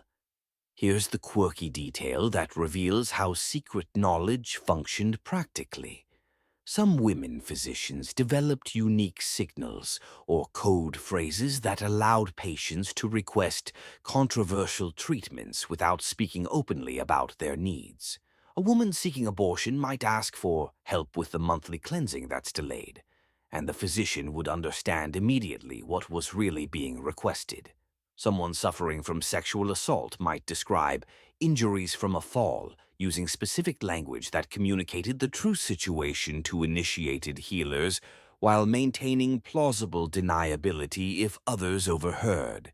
This coded communication protected both patients and physicians from social or legal consequences, while ensuring that women could still access care for problems that polite society refused to acknowledge existed. You watch as the physician demonstrates mixing a powerful emmenagogue, much stronger than the gentle menstruation-promoting remedies used in the upper chambers. This preparation contains pennyroyal, or a similar herb with genuine abortifacient properties, plus additional ingredients that amplify uterine contractions and ensure that the pregnancy expels completely rather than partially, which would risk fatal infection. The dosage requires precision because the line between effective and toxic is narrow, and the physician's hands move with extra care as she measures each component, double-checking her work against mental calculations refined through experience. The apprentice receives instruction about when to provide this treatment and when to refuse. The situations where abortion represents reasonable medical intervention versus cases where other factors should prevail. A woman whose health can't sustain another pregnancy, who already has more children than she can feed, whose husband has died leaving her without support. These situations merit assistance, but the physician also discusses cases where she decline. A healthy woman seeking to avoid motherhood entirely might be counseled toward contraception instead. A very advanced pregnancy where abortion risks the mother's life would be refused. A young girl pressured by family might need protection from coercion rather than medical intervention. Historians still argue whether this secret knowledge network represented women's autonomous medical practice or simply the underground dimension of male-dominated medicine that officially existed but remained unacknowledged. The truth likely blends both elements. Female physicians operated within and alongside the official medical establishment, sometimes following its rules and sometimes quietly subverting them when women's needs demanded flexibility that official practice wouldn't accommodate. This dual system allowed Egyptian medicine to serve both public health interests and private women's needs, even when those goals conflicted. You notice other controversial knowledge stored here. Techniques for managing rape's aftermath, including emergency contraception, using pessaries inserted as quickly as possible after assault to prevent conception. There are treatments for genital injuries caused by violence or difficult childbirth, procedures that might require surgical intervention to restore function or prevent chronic pain. There are remedies for conditions that women contracted through their husband's infidelity, but couldn't discuss publicly without damaging their marriages or reputations, requiring discreet treatment that cured the infection without creating scandal. The physician explains that some knowledge stays secret, not because it's inherently shameful, but because it's powerful. Information that could be weaponized if men learned it, treatments that could be forced upon women against their will if they became common knowledge. The abortifacient recipes stored here, for instance, could become tools of coercion if abusive husbands learned how to administer them, forcing wives to terminate wanted pregnancies. By keeping this knowledge restricted to women physicians who understood the ethical frameworks for its appropriate use, the medical community protected patients from potential abuse, while still ensuring that women who genuinely needed these treatments could access them. You see the apprentice taking notes on a wax tablet that she'll memorize and then scrape clean. Nothing gets written permanently about these secrets, no papyrus record that could be read by unauthorized eyes. The knowledge transmits orally, demonstrated practically, tested through supervised application, until the student proves herself trustworthy and competent. Only then does she gain full access to the confidential pharmacopoeia and the procedures that serve women's hidden needs. The chamber's dampness preserves certain medicines that would spoil in the temple's upper levels, preparations that require cool darkness to maintain potency. Some of these involve animal products collected from creatures whose symbolism or properties were considered unsuitable for the main medical practice. Menstrual blood from various animals, dried placentas with supposed medicinal properties, substances derived from sexual organs that official medicine preferred to ignore. Whether these ingredients possessed genuine therapeutic value or worked primarily through symbolic and psychological mechanisms remains debatable, but the physicians who used them clearly believed they served purposes that more conventional remedies couldn't achieve. The physician now discusses the ethical weight of this secret knowledge, how it empowers women to control their reproductive destinies, but also burdens healers with difficult decisions about when to intervene and when to refuse. She speaks of cases where providing abortion saved women from death or desperate circumstances, but also cases where she suspected coercion and declined despite the patient's insistence. The lack of written guidelines or ethical frameworks means each physician must navigate these murky waters, guided primarily by conscience, experience, and commitment to serving women's genuine interests, rather than simply complying with their expressed wishes. You understand now that this underground medical practice represents both tragedy and triumph.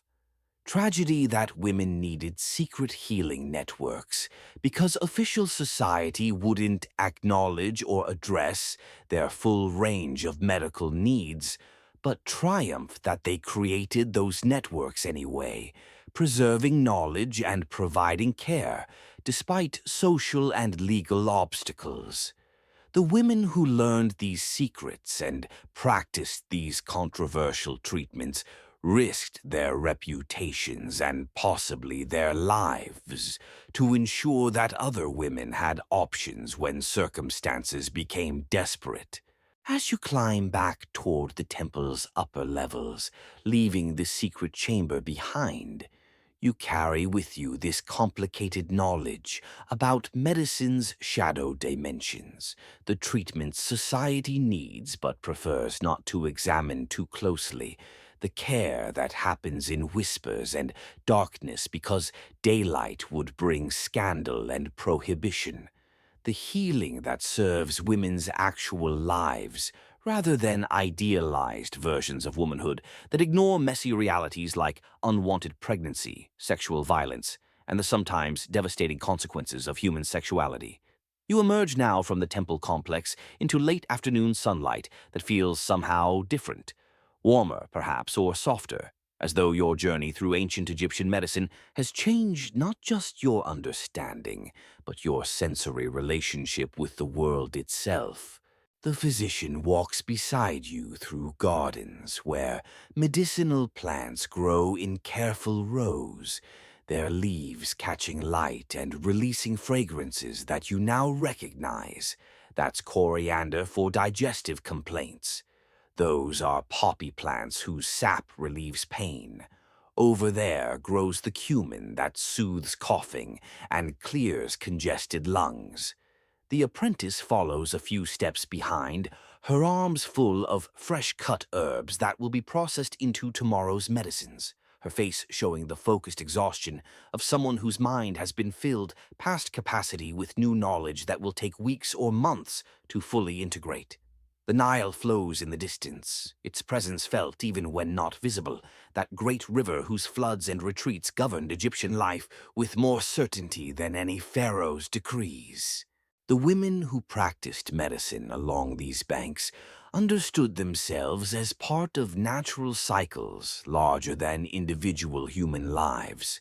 The river's inundation, the harvest seasons, the star patterns wheeling overhead, the moon's monthly waxing and waning, the sun's daily journey from birth to death to resurrection.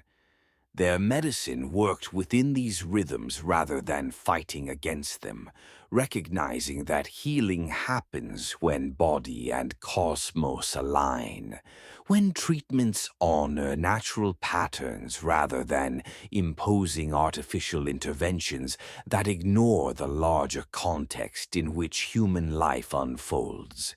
The mainstream historical fact carries you forward one final time.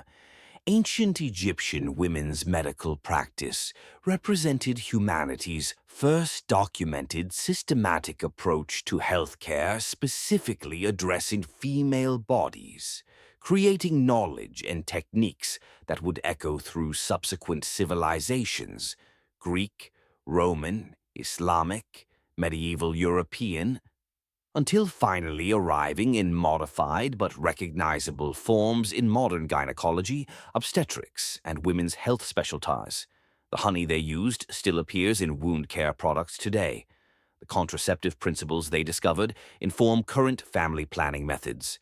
The midwifery techniques they refined remained foundational to safe childbirth worldwide. Their insistence that women's health deserved specialized attention and that female practitioners brought unique insights to treating female patients established precedents that required millennia to be fully honored, but never completely disappeared. You watch the physician pause at a bench beneath the sycamore tree, sitting with visible relief as though the day's work has finally caught up with her body's limits.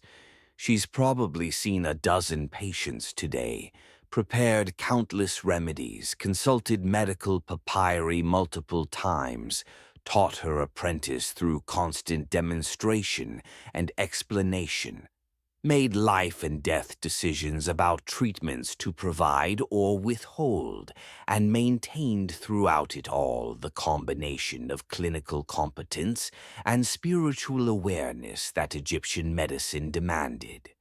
She looks tired but satisfied, her expression suggesting someone who has spent her energy purposefully on work that matters.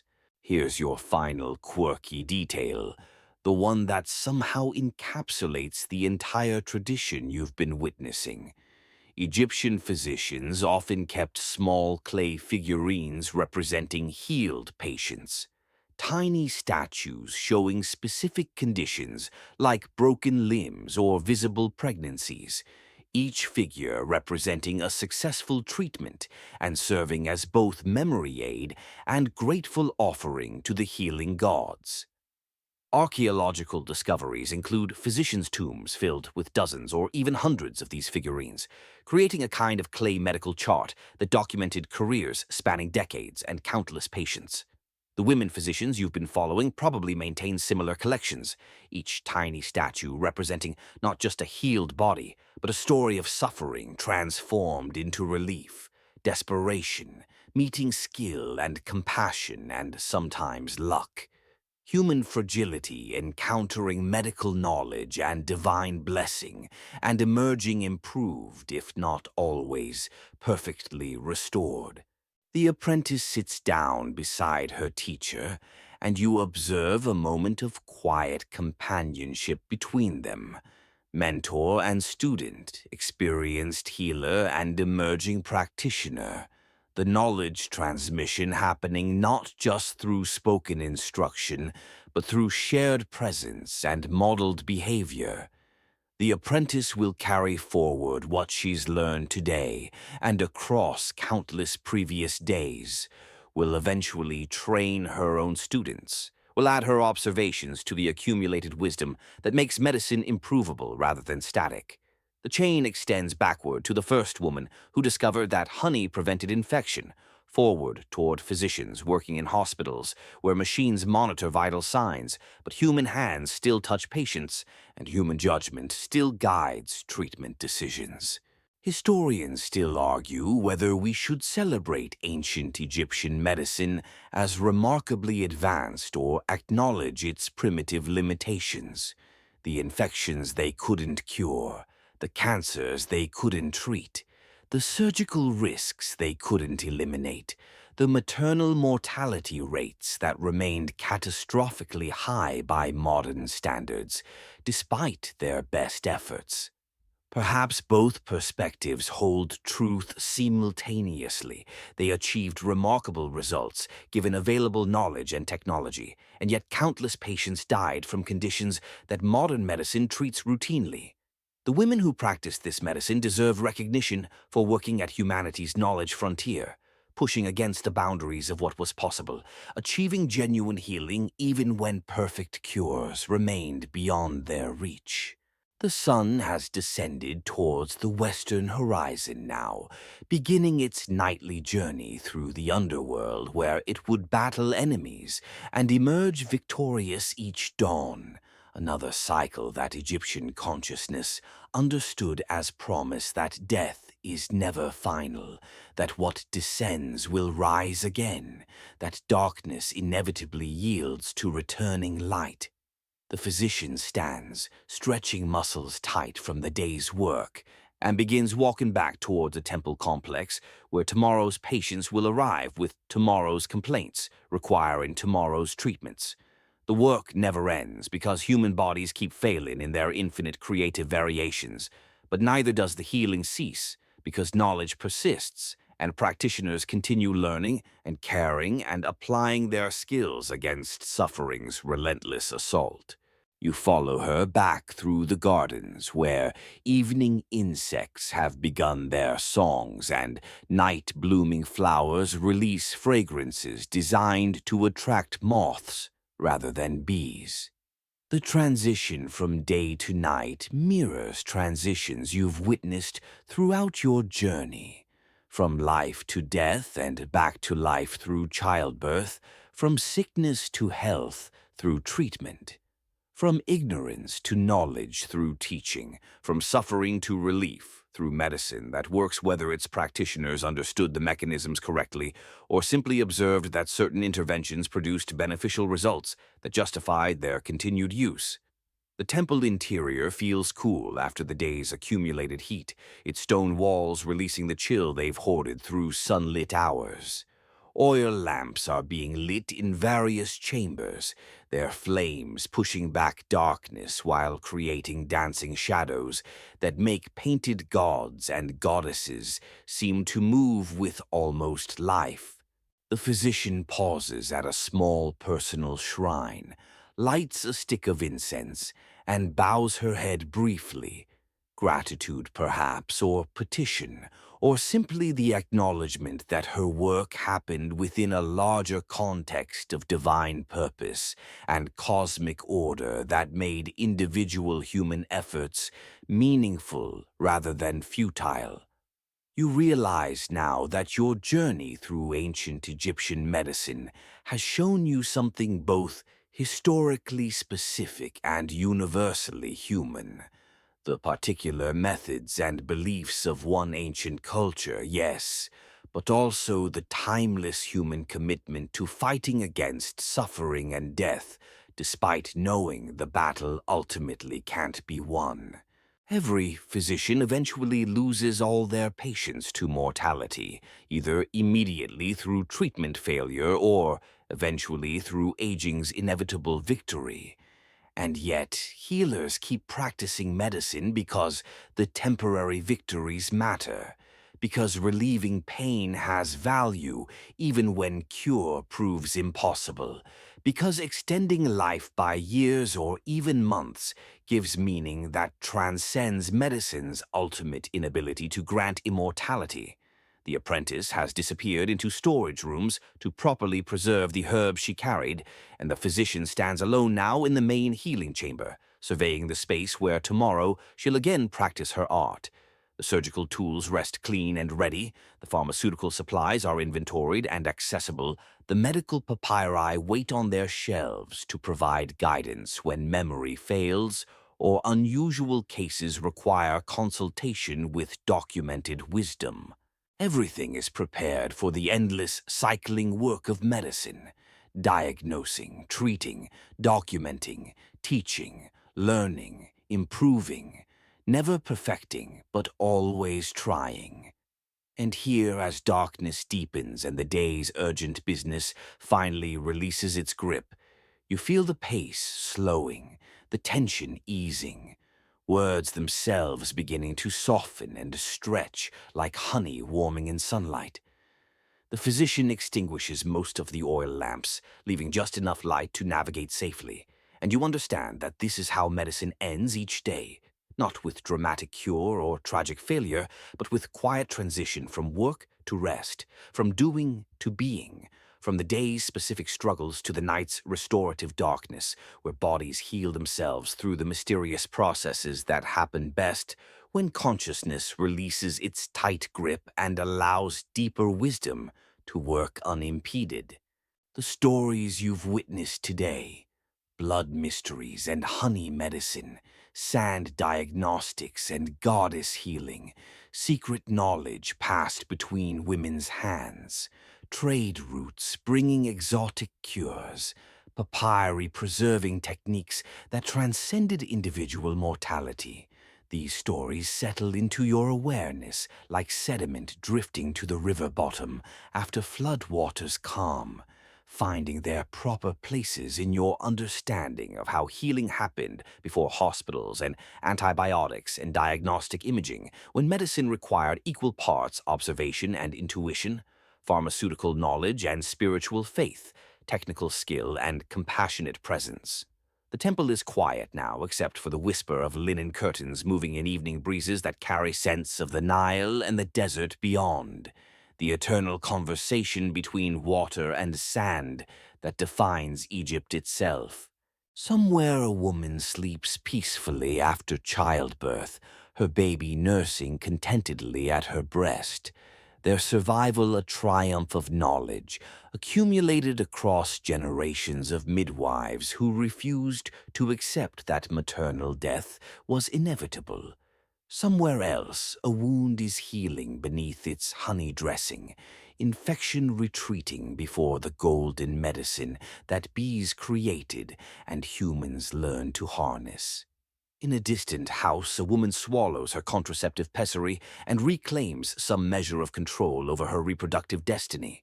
These small victories multiply across the landscape, each one testament to the healing tradition you've witnessed today, each one proving that ancient wisdom applied with skill and compassion genuinely serve human well-being, despite all of the limitations that intervening millennia of medical progress have revealed and remedied.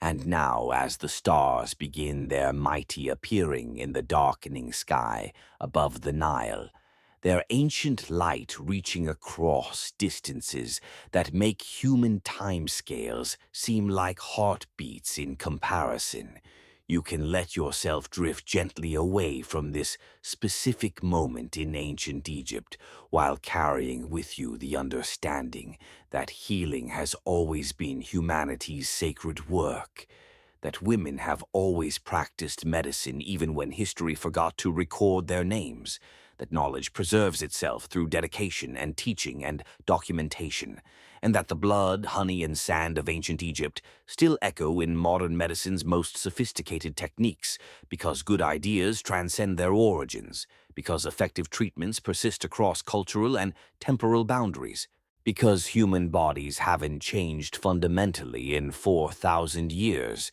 even though our understanding of them has deepened and our tools for treating them have multiplied beyond what ancient Egyptian physicians could possibly have imagined. Rest now in the knowledge that medicine continues its ancient work even as you sleep, that healers still practice their arts in service of suffering humanity, that the tradition you've explored tonight persists transformed but recognizable, and that somewhere women are still bringing forth life, still healing wounds, still mixing medicines from ingredients both common and exotic, still transmitting knowledge to the next generation of practitioners who will carry forward this most essential of human endeavors. The effort to reduce suffering, extend life, honor the body's resilience, and acknowledge the spirit's role in healing. Sweet dreams of honey and starlight, of knowledge preserved and wisdom shared, of hands that heal and hearts that care enough to learn how.